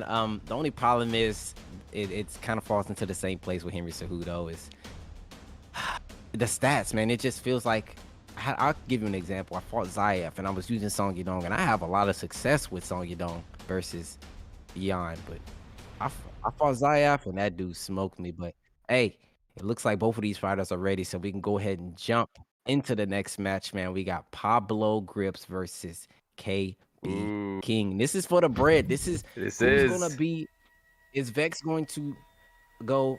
This isn't Vex. This is LW. I'm actually trolling. Yes, B3 versus LW, and can LW actually get the dub and become 1-4, or does Bang Bang Bullies go ahead and take it and go 1? Well, actually, they'll be 2-3 now. And Rob, you want to take us with the analytics with both of these guys? Of course. Yeah, ladies and gentlemen, LW KB King 0-2. Pablo Grips also 0-1. Both guys unable to get a win, but desperately need one right here, right now. KB King bringing that controlled aggression. He's patient. They call him the slip daddy practice. I don't know how you feel about that.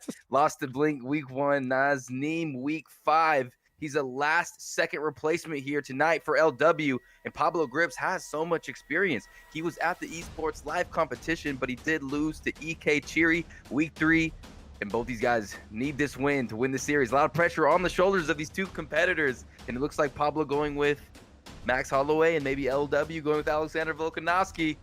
This is a high-volume output sort of fight. With my experience playing against Pablo Grips on the Xbox side, is that's a pretty neutral pick for him. He goes Max Holloway, but if you look at the records, man, KB King is 0-2, Pablo Grips is 0-1. So while it's reversed, somebody O's gotta go. So here we go. This is like somebody gotta get a win, and it's the last fight of the best of 3 series. So everything's on the line. Pressure's up. Yeah, the pressure is higher than it usually is. Looks like they're gonna come back to us for a second, and I guess we could use this time, Prioxis, to maybe talk about your favorite matchup or your favorite set tonight, which is the series after this one, where we have the undefeated Flow State Dons taking on EK. Out of those 6 down there, who is your GOAT, or who is your favorite pick or your favorite fighter to watch? You got Keza, Scarface, Suave Jamie, Kabbalah, Fadinator, Donner. Who are you keeping your eye on here, Praxis? Well, I want to say, Rob, I don't know if we're supposed to be saying that right now, brother. I don't know if we're supposed to be announcing the fighters, but is that private information? Oh my goodness. But I'll give you my favorite fighter from both camps, man. So my favorite fighter from EK, I mean, he's coming out new, right? He's coming out new. Nobody knows too much about him, but the man has been seen. Also, he's a streamer. Capolat, EK Capolat. He's a dog, bro. And actually surprising, like, he's come up fast. Out of nowhere, Capolat's been putting in work and actually getting people out of there. But I mean, he's coming out of EK. EK has a lot of guys in that camp that are top dogs. And my favorite fighter out of FSD, come on, man, it's Suave Jamie. Shout out Suave Jamie. I mean, that matchup, like, then even more hype behind it now. He's like the top dog. I mean, he number 2 at ESFL Live, so very interested watching him fight. Very high IQ player, and definitely puts in work. So that's going to be a fantastic series. And now the matchup is even more exciting for me, knowing that Kapala is like an up-and-coming talent against the legend Suave Jamie. But we have the fight ready for you guys here. Let's go back into it. LW, KB King versus Pablo. And we are about to finish off this series. Is it going to be LW? Is it going to be B3, I believe? Yes, B3. We're going to find out right now, Proxys. Are you ready? Are you excited? I am indeed ready. I'm actually excited. I'm interested with the Max Holloway pick. I mean, Max Holloway went from you picking Max Holloway or you're losing to you sure you want to pick Max Holloway? Like, in a patch. Literally in a patch. Once he lost to Volkanovski in that, what was the 3rd match, you don't see him no more. Like, and if you do see him, it's kind of like is he going to win? It's not definite, you know. What nerfs did he get? What nerfs did he get, Max Holloway? Yeah, Max Holloway. It isn't more so the nerfs that he got, because it's just the buffs that Volkanovski got. They make this dude an animal. I see. For good reason. I mean, he is an animal in real life, but wow. You gotta respect it. And they start off early. Oh, wait, that was a roundhouse to the body, cross up. That was actually clean. Pablo's a great striker. Oh, no, for sure. For sure. I've had my fair share of matches against Pablo Grips. And here we go. That was nice. A So this younger matchup athlete here. as well. On point, Pablo, a little bit younger too. He's got those reflexes, Pride. Yeah, for sure. Hey, with youth, man. With youth. And right now, both these fight, Pablo is doing very well with attacking the body. But KB King, I mean, you can't. It's Volkanovski. It doesn't take much. Oh my goodness. Ooh. Pablo is mixing them up. He's going high, going low. Hey, KB King, if I'm him, I mean, you could even possibly look to wrestle him with the Volkanovski, very good wrestler. If things don't work out with the striking, as you see, KB is walking him down now with the combinations. Nice front kick by Pablo. Okay. Pablo doing great with the movement, the pivots, and just staying out of range and then hitting him when he's coming forward. Pablo looking very smooth here early. Yeah, and the thing is, Pablo, oh, watch out though. Right here. So I was going to say about Pablo, what he's doing, the windows that he is given, he's taking advantage of them. Every window that the KB King has given him, immediately he's taking advantage of it. Now he's standing here just watching him. It looks like Pablo is okay with fighting on the back foot. Oh man. Mm. Pablo's range management and distance control is on point right now, folks, at the midpoint of this round. But still, you're seeing the opponent here, KB King, coming forward, trying to figure out the rhythm of Pablo. Having some trouble, it seems. Yeah, definitely having some trouble. I mean, he's having success when he comes forward with the double jabs and pressuring the block right there. But then after that, it's kind of where it falls off, and Pablo just takes advantage. It was a nice slip cross by KB King. Then KB follows up with a real hook as Pablo was trying to throw a roundhouse to the body. See right there? See what I'm talking about? When he comes forward with the initial combination, he does fine. But then after that, Pablo just takes advantage. And now Pablo may be coming forward a little bit with his own pressure, but doesn't really like to put too much. It seems like he is real comfortable fighting off of his back foot here. And he kind of, I wouldn't say he has to fight off the back foot, but he can't look to exchange. I mean, right. Max Holloway's power is what, 85? Is it really? Yeah, it's like 85, so you definitely don't want to be trading. Max Holloway used to feel like he had 95 power, but now he got pillow hands. But right there, man, KB King's trading in the pocket. And from when you were younger, Proxys, if you get hit in the head with enough pillow shots, I mean, they eventually add up. Yeah, they definitely add up. There's a takedown. And it's only 20 seconds left in the round, so right now, I mean, I'm giving her. Oh, man, he just leaned into it. Hello. Look at the head help from KB King. I mean, it's a small strike just adding up for him. And the body also being tested by Pablo. Yeah. He's mixing the match, and like you said, in a great round one for Pablo. I think he took it fairly easy there. Oh, no, he definitely took that round. And you can look at Max Holloway's stamina from round one, but, I mean, look at it now. It's going to be just fine. Max isn't going to gas out. You see it right there. Everything's good. On top, it's a 3-round fight. Don't got to worry about too much, but you still got to respect Volkanovski's powers. He knocked him there with the slip hook. My goodness, what a shot by KB King. Now, when he enters with those leaning shots with the left stick towards the opponent, he is connecting brilliantly here, Pry. And see, the thing is, he can't see. He's kind of. You see how you immediately start to looking for the slip strikes again. You can't fall in love with. You get that advantage, and then you make the reason and you adjust there, because Pablo Grips isn't going to continuously give him that same look over and over again. He gets a drop, which was nice, but now it's like, okay, what do I do now? How do I mix him up from this? Because continuously giving somebody the same look, especially at a high level. I mean, Pablo Grips, very high level player. They're gonna adjust and obviously look to counter what you just did. Most definitely, and now it's pretty much the head health and the body health from KB King, both equally damaged. Well, Pablo has so many different targets, and right now KB King just focusing on the head damage. Ole, ole, ole, ole. Beautiful pivot there. And you can see Pablo's also attacking the lead leg of Volkanovski. Oh, boy. If I'm Volkanovski, I'm shooting the takedown right there. Like, oh, he's pressuring now, drops him. A little bit of block breaking right there. Here we go. Devastating damage. And Pablo, if I'm Pablo, he got to try to lunge out. He's just standing there. That was nice distance control. He kind of backed up a little bit. That was beautiful. Now his stamina's low. Kind of was not the best spinning heel kick. Oh, that was a good lunge. There we go. Pablo's starting to fade here, Praxis. Yeah, it's the stats, man. It's Volkanovski's power advantage that he has over Max, and you see it really shining right now. Yeah, I mean, we're only at the halfway point. You're already seeing the labored movements from Max Holloway in there, and KB King coming with a fresh gas tank, just throwing these beautiful combinations. But Pablo answering back. Yeah. Oh, beautiful. He just stood in the pocket. I mean, like, if you look at that sequence, he just stood there, right? Yeah, he did. No offense, no defense, just stood there. Oh, the slip hook. Caught him on the way out. Nice low kick. Such a close fight. Pablo got to get his back away from that cage. He got to do something to get that back away from that cage. Oh, jab cross, man. high kick, front kick. This could be it. Bang, He bang. actually dropped him. I'm surprised. He backs up there. Now, this is where the stamina kind of looks scary. Oh, Rocks him he's again. fighting. Double jab into the real hook, into the uppercut, drops him. No stamina, just swinging. Man. Wildly. This is it. That's it. That's it.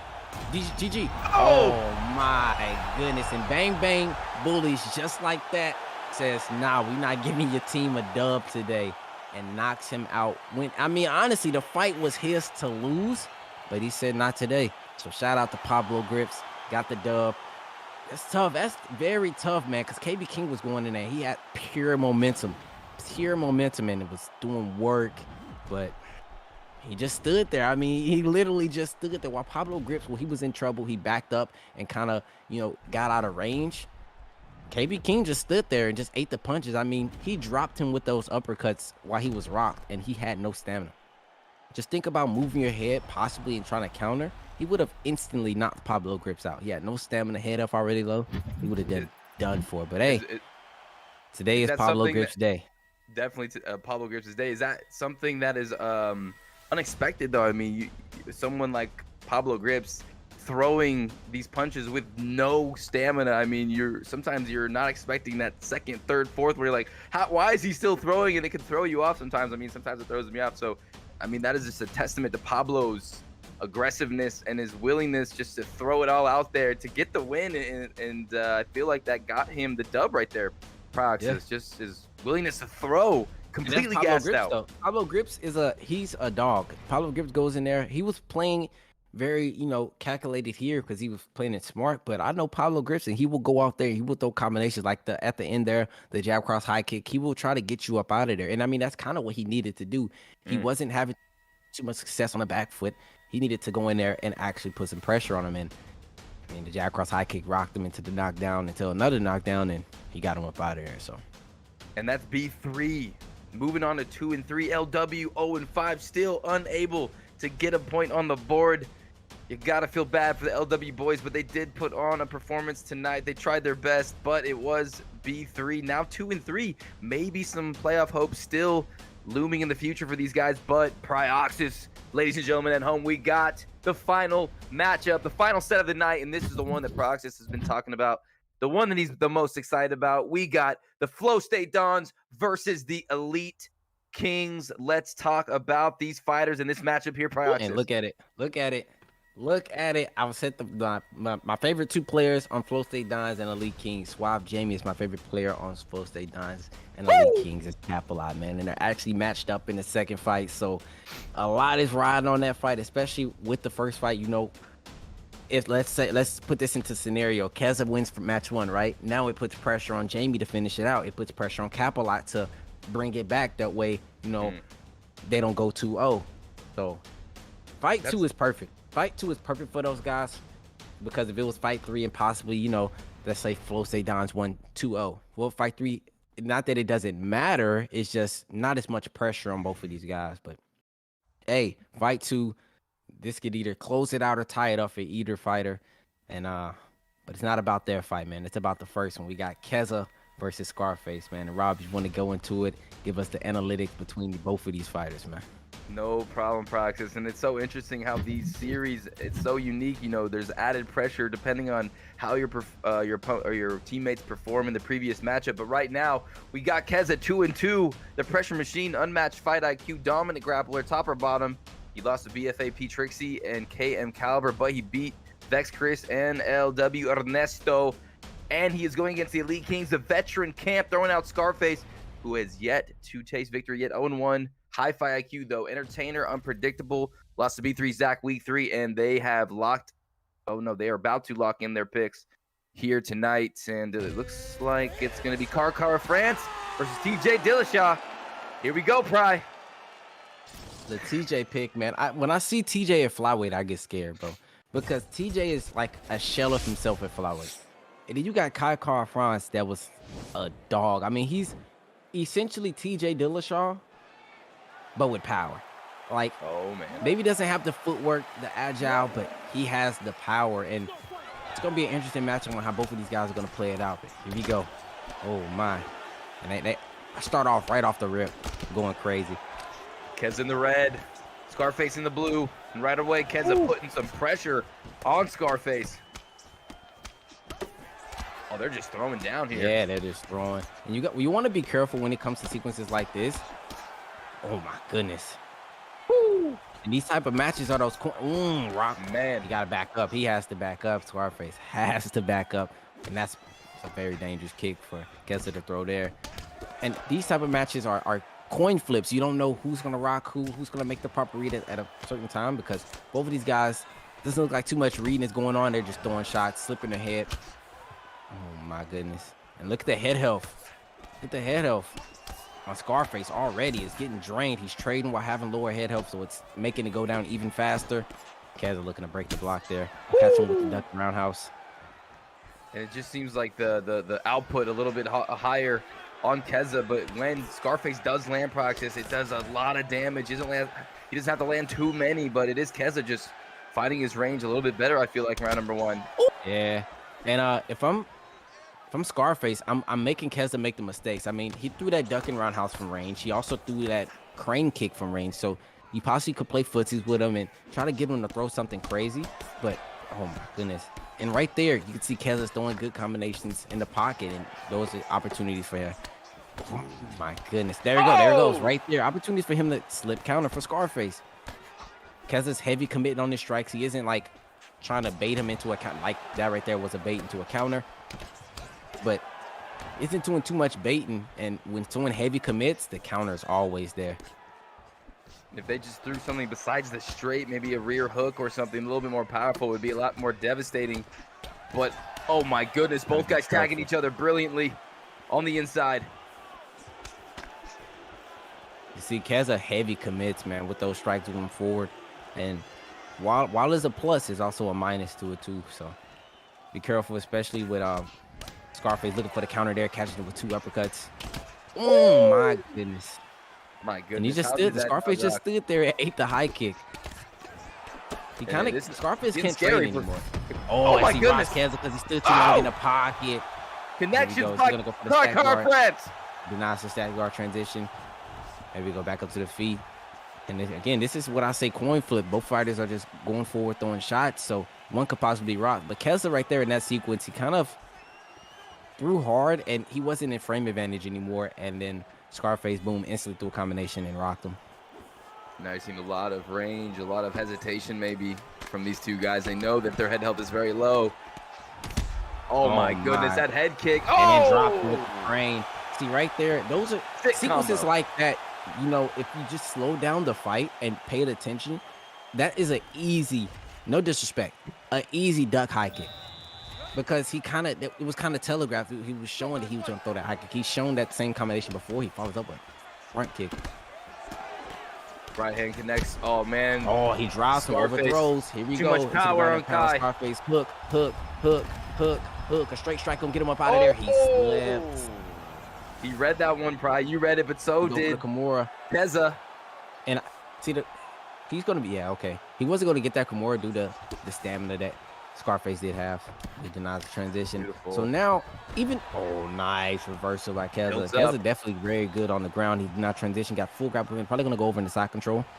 Oh, he goes for a knee bar. That actually made, oh no, never mind. We're good. It was actually looking scary out there. Back fist him in the face there, Pry. He's coming back, though. He's looking good here. Ooh. Uh-oh. Hey, it is actually getting spooky for him. I'm getting scared. Oh my goodness. This is getting close here, folks. Boy, maybe GG's. Oh, he's going to get it. GG's. That is it. That's tough. Hey. What a win. Actually tough. And I didn't even know TJ Dillashaw had that submission. So that just goes to show Keza is definitely comfortable on TJ Dillashaw. That back fist might have been the key moment there. A little nice shot. Hit that button, but wow. And look at that. That replay right there. I mean, he gets dropped, and then you go to his knee bar. Look at his knee. Just snaps that knee. He's got a tap, but wow, Keza making lemonade out of lemons after he gets just destroyed and gets put to the ground. What a win. What a couple good submissions tonight here, Pryoxis. Yeah, these guys are showing out with the jiu-jitsu. That was actually pretty clean. I'm honestly surprised that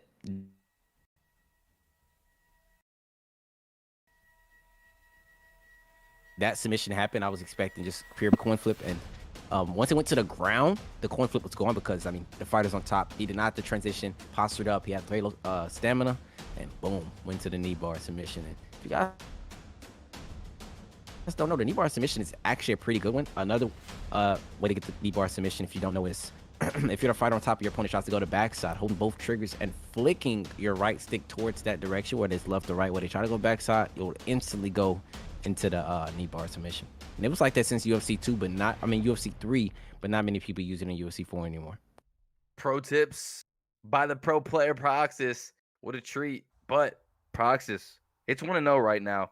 Flow State Dons take the first one. Keza performs well. Now, Suave Jamie in the driver's seat. Play with house money. Pressure off of his shoulders.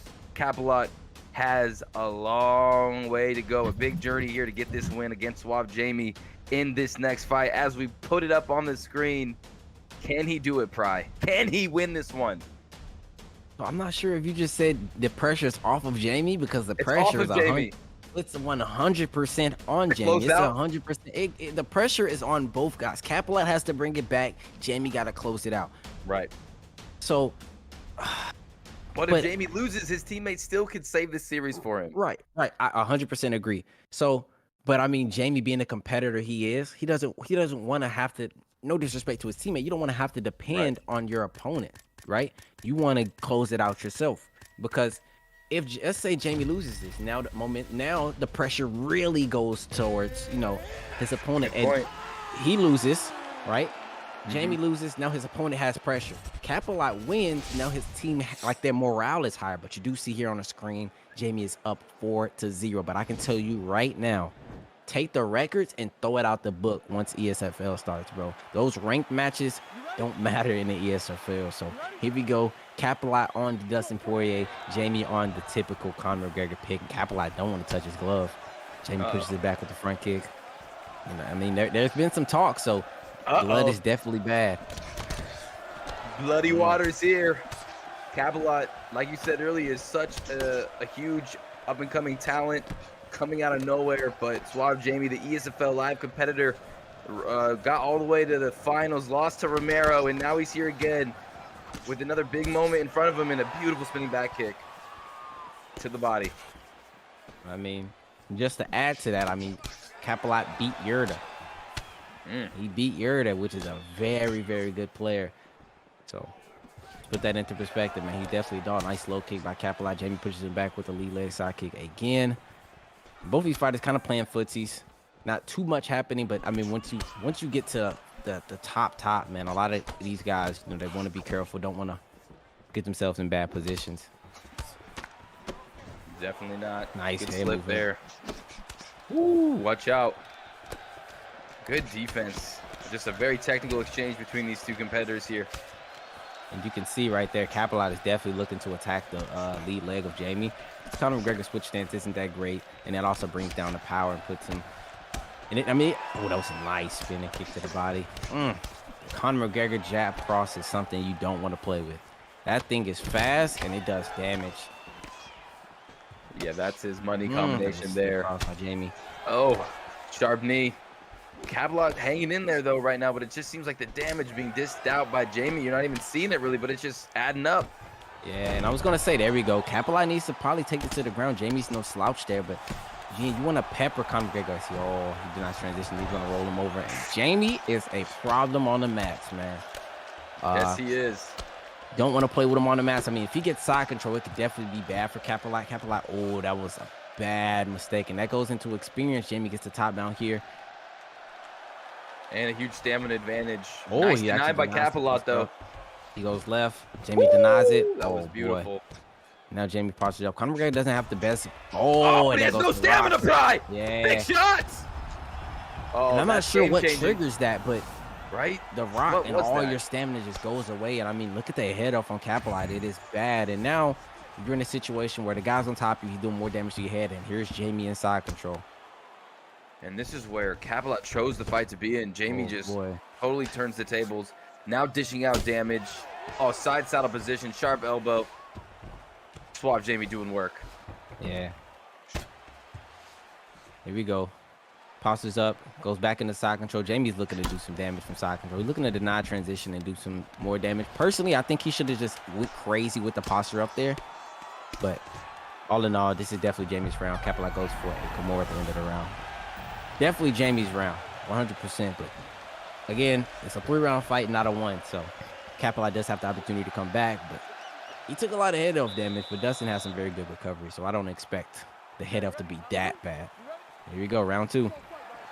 Here we go, round number 2. Suave Jamie in the red. Yeah, a little respect now between these two competitors. Nice. And he going right back to the low kick. And I mean, it's a smart thing for Capilot to do, but the problem is he didn't land too many. So it's like, if you look at Jamie's leg, right? The right leg, it isn't got too much damage on it. So do you want to continue attacking it and possibly get rocked while throwing a low kick, or do you want to mix it up and look for something else, maybe going to the body and working him from there? And you see here, it's round 2 is a continuation to round 1. Jamie's just able to do more damage on the feet than Capilot. He kicks the leg Suave just again. keeps catching him with that left hand. Sometimes an uppercut, sometimes a hook, and sometimes a straight. He's doing so well at landing that power shot, and you can see on the head off that Capilot is feeling it. And Jamie, that left hand by Conor is just landing all day. Whether it's the hook or the cross, both of them are landing. Landing amazingly, and the damage is adding up, and it looks like it's going to be a short night here, possibly in round number 2 for Capilot Proxys. I mean, I don't know how many more he could take here. Yeah, Capilot basically, both of them slip across. Basically, Capilot can't trade. He got to kind of look for his spots. Either that or he needs to be looking to wrestle. But again, I mean, you're taking down somebody that just reversed you, so it kind of weighs in on your confidence when you want to take somebody down. But here goes the rock near the cage. Oh my goodness. Boy. The labored elbow. Suave all over him right now. Go. There's the takedown, but this time Suave. He denies that. That's a deny. That's a late deny. Beautiful. Who does that take the stamina away from, Pry? Is it even? I would say more so Capilot than Jamie. All right. Oh my, 2 knees. I mean, 1 knee to the punch into, and that's what I was talking about. See what I mean? How early on, I believe it was Hammer, or it was the matchup with Moreno versus DJ. You know, you want to throw the 2 knees, but you want to mix it up. Throw a knee and then go for the takedown because they'll be looking to block, both knees with just right trigger or R2. And so far, so good for Suave Jamie here in round number 2. The denial from Capilot. Can he build it up? Can Suave Jamie get this flick? No. Ooh, rubber guard. Hello. And if I'm Jamie, I want to get off the mat. Like, I don't want to be here. 100%, you don't want to be here. Because your best advantage is on the feet. Dustin's best chance of winning could be on the feet, but it's definitely on the ground. We're looking for some groundwork, maybe a submission or some ground and pound. But I mean, look at Poirier's head off. I mean, all it takes is a simple cross, and the thing's going to be blinking. So if I'm Capilot, I'm definitely trying to keep him on the ground. But if I'm Jamie, I want to take it back up to the feet. But it's only 30 seconds left in the round, so not really too much time to work. But snatches the Capilot back stands back up, and I mean, I would be surprised if Jamie catches him with a rear hook and just knocks him down or rocks him. Yeah, those rear shots have been landing so gloriously out there tonight. And another round for Suave Jamie. Now a desperation round next for Capilot. Here, Proxys, what can he do? He's got to get a little wild, or does he stay technical? I'd say best case scenario, getting wild is just going to fall into Jamie's hand. He got to look for a real precise slip counter that possibly rocks me. Capilot actually doesn't touch his glove here. But he got to kind of look for a nice slip counter or some type of counter to rock Jamie. There he goes. Yeah. That's the thing, man. Those boys is ready for the pulls. And Jamie's just pressuring with the rear hook. World-class Suave Jamie all over him. And this is why you want to attack them. I mean, if you look at Jamie, I mean, while his head up is basically full, the body health is full as well. Goes to the body. So want to attack that way. When you do get your opportunities, you know, you can possibly get a rock. Like let's say Jamie, you know, had lower body health and then Capelite went for that counter and went to the body. Could have maybe got a rock or something, but with him countering up top, I mean, Conor McGregor's head health is good and his body is good, so it's not really going to do him due diligence. Definitely not. Swap Jamie's defense has been impeccable, has not taken any damage, has looked almost perfect throughout this fight. On the feet, on the ground, as the left hand lands again. This could be it, folks. Oh, but a beautiful pull by Capelite keeps him in there. And the same thing goes to Jamie. I mean, think about it. If Jamie was to be attacking Capelite's body, even from round one to rock, then Jamie could definitely look to mix him up. But because Jamie's head health, I mean, Capelite body health is so good, Jamie's not really attacking it. And he could have been mixing Capelite at this point of the fight, but now he's kind of just headhunting, and Capelite's moving his head really well. Really well. Capelite just keeps flicking back just so elegantly while he's rocked, just barely getting out of the way of that end of the night shot. And Swap Jamie just coming in and poking him with that jab, just waiting for him to move that head and put him to bed. Pry. Pretty much, man. It's a tough matchup on the feet, honestly, for Dustin Poirier. For sure. While Dustin, you know, the stats kind of match up. It's just something about Conor McGregor's stand-up. It just feels better. I don't know if it's the footwork. Maybe I'm tripping, but oh, here we go. There we go. And a simple jab just drops him even through the block. Gets the side control. Oh, he denied that. And Capelite has actually been going to that direction a lot, so Jamie denied that one clean. We go back to the half guard. If I'm Jamie again, I'm getting back up to the feet, bro. Like, either I'm getting back up to the feet or I'm laying here waiting for the referee to stand me back up to the feet. Like, I'm not going to force anything, because all it takes is one good transition denial and a submission can be thrown up. Yeah, great point. And right now you're seeing it. He's trying to get that submission from the bottom, it looks like, but a deny from the top. Swap Jamie now in full mount. And it looks like this is going to be the fight here, Pry. Yeah, here we go. Posture up. Big shot. Yeah, that's it. That's GG's. Here we go. Bang, bang, bang. Woo. And it was something that was basically going to happen unless Capelite really caught Jamie. But due to the damage not being there going in around 3, Jamie didn't have too much to worry about as far as counters. Even if Capelite landed a counter on Jamie, he would have had a low amount of head health, but he wouldn't have got rocked. So it's actually tough. GG's to both opponents. I mean, again, all this is experience, right? It's experience for Capelite, and then it's experience for Jamie. More so Capelite than Jamie, because Jamie has been here time and time again. And I mean, Capelite is definitely an up-and-coming top dog. So, and GG's to both guys. But today, FSD is now 5-0, undefeated, beats EK. They're up 2-0. But EK can get maybe, you know, maybe a personal bragging right with this last match, but the series is over. The series is over, and wow, Swap Jamie just to be able to perform like that, you know, to be the favorite, but to continually win and beat these up-and-coming players just shows how good and dedicated to the game he really is. 3-0 now, solidifying the series. And like you said, Praxis, this last matchup of the night, don't go anywhere, folks. We still got a very talented player in FSD, Fadinator, 2-0. Dangerous everywhere, elite pressure, always looking to finish the fight. Actually, one of the only guys to beat Zayef this season. Beat KM M-Town as well. He's the only guy. The one and only, but EK Donner, ESFL debuter. I mean, are we feeding this guy to the wolves right now, Praxis? Do you know anything about Donner? He must have some sort of credential to throw him in there. I mean, think about it like this, right? They're going against FSD. I think EK doesn't desperately need a win, but EK, it would, you know, really helped him out a lot to beat FSD, to put a loss on FSD and then be an inch closer to taking the FSD spot. But so putting Donner in there it means a lot. It means they have a lot of confidence in him, whether they knew who they were going against or not. Putting him in there versus FSD, knowing that camp is full of killers, says that Donner, he got something that needs to be shown here in his ESFL debut at that. Yes, definitely. He's must have something in the gas tank, something he's been working on. Donner here. We got the fight up on the screen. Conor McGregor versus Alexander Volkanovski. The final fight of the night. And Fadinator undefeated, putting that record on the line here against an ESFL debuter.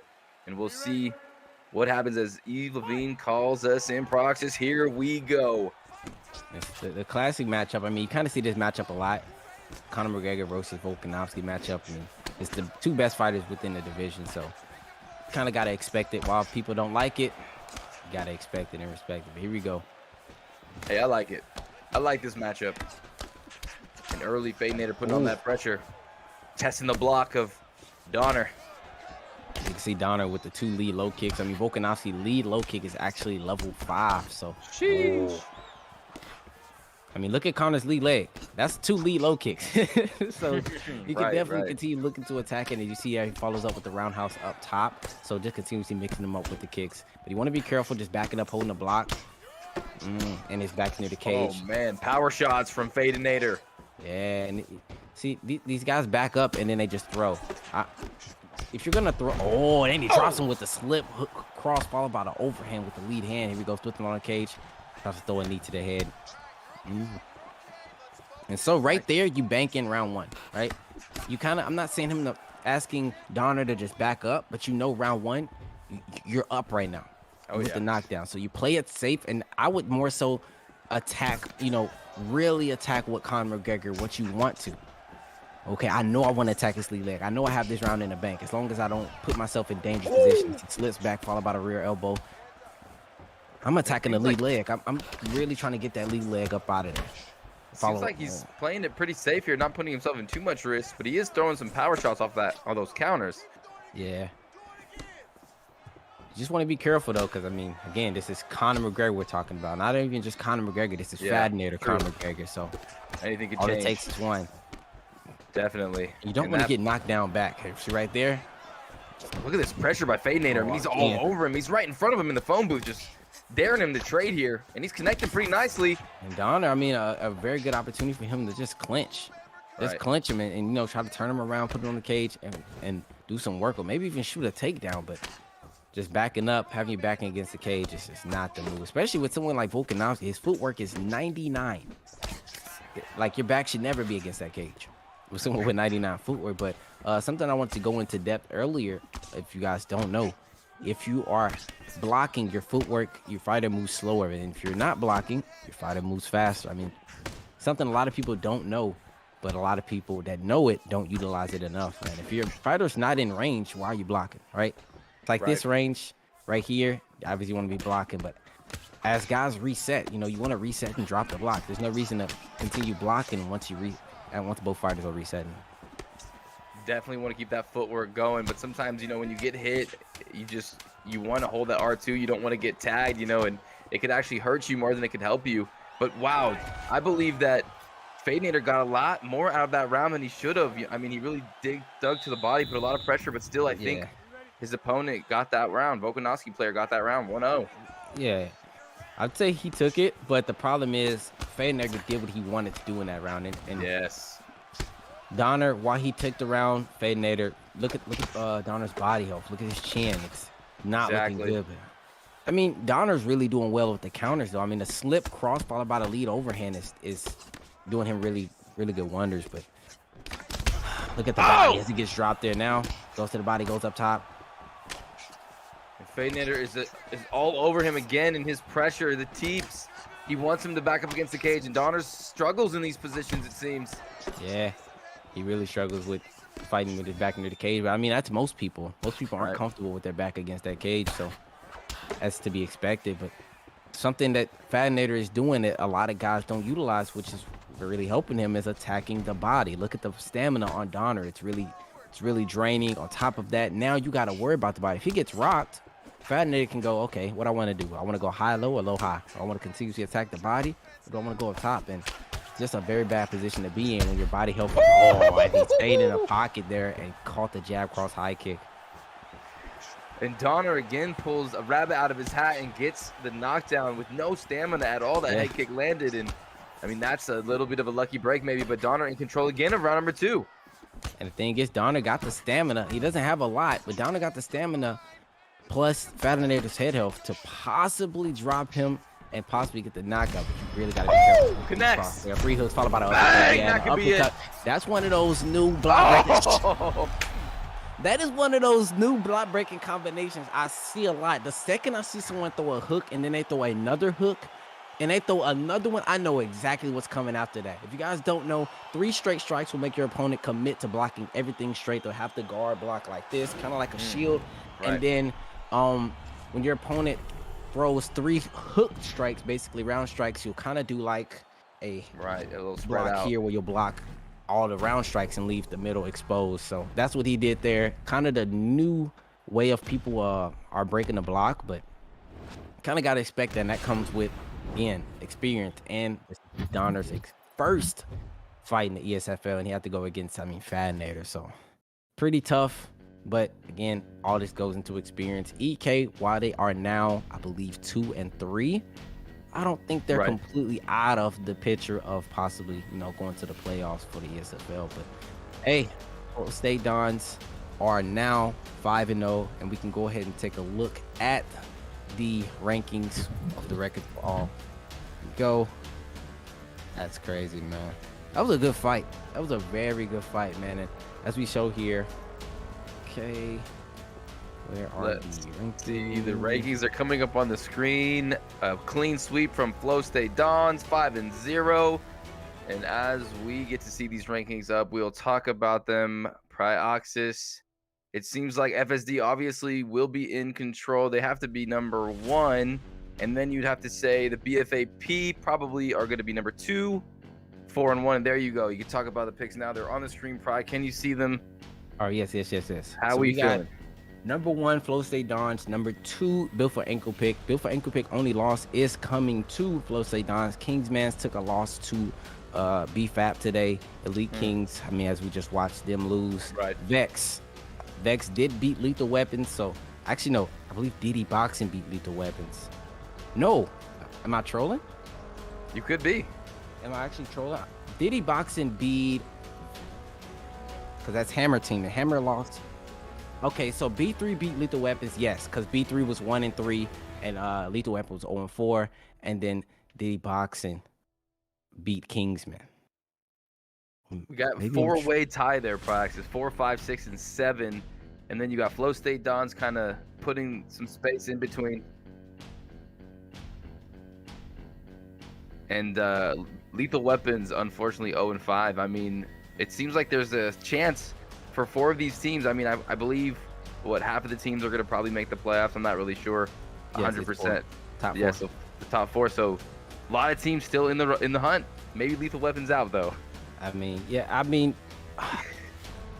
the thing when it comes to just like any team, like the NFL, for example. You don't want to depend on having your opponents having to make lose, right? You want to go in there like Flow State Dons, right? They know we're 5-0. We control what happens, right? You don't want to be like, one of the 6 seed, 7 seed, 4th seed, where it's like, okay, I need these guys to lose in order for me to go up. You don't want to do that. So, Built for Ankle Pick is in a very good position. Kingsman is in a good position, but, they're 1 loss away from being right there tied up with everyone else. So, honestly, Diddy Boxing, Bang Bang Bullies, Vex, and EK all are right there for the taking of that last spot, man. And again, Kingsman can definitely drop. Built for Ankle Pick can drop, but we have to be honest here. Built for Ankle Pick and only loss coming to Flow State Dons, so it looks like those 2 are the head honchos of the Xbox division at ESFL. But everything's in the air when it comes to spot 3 and 4. Most definitely, and it's so close. I can't wait for the future, for the up and coming events, and make sure you guys don't miss them. We're here every Sunday. We rotate between PS5, PS4, and Xbox, and both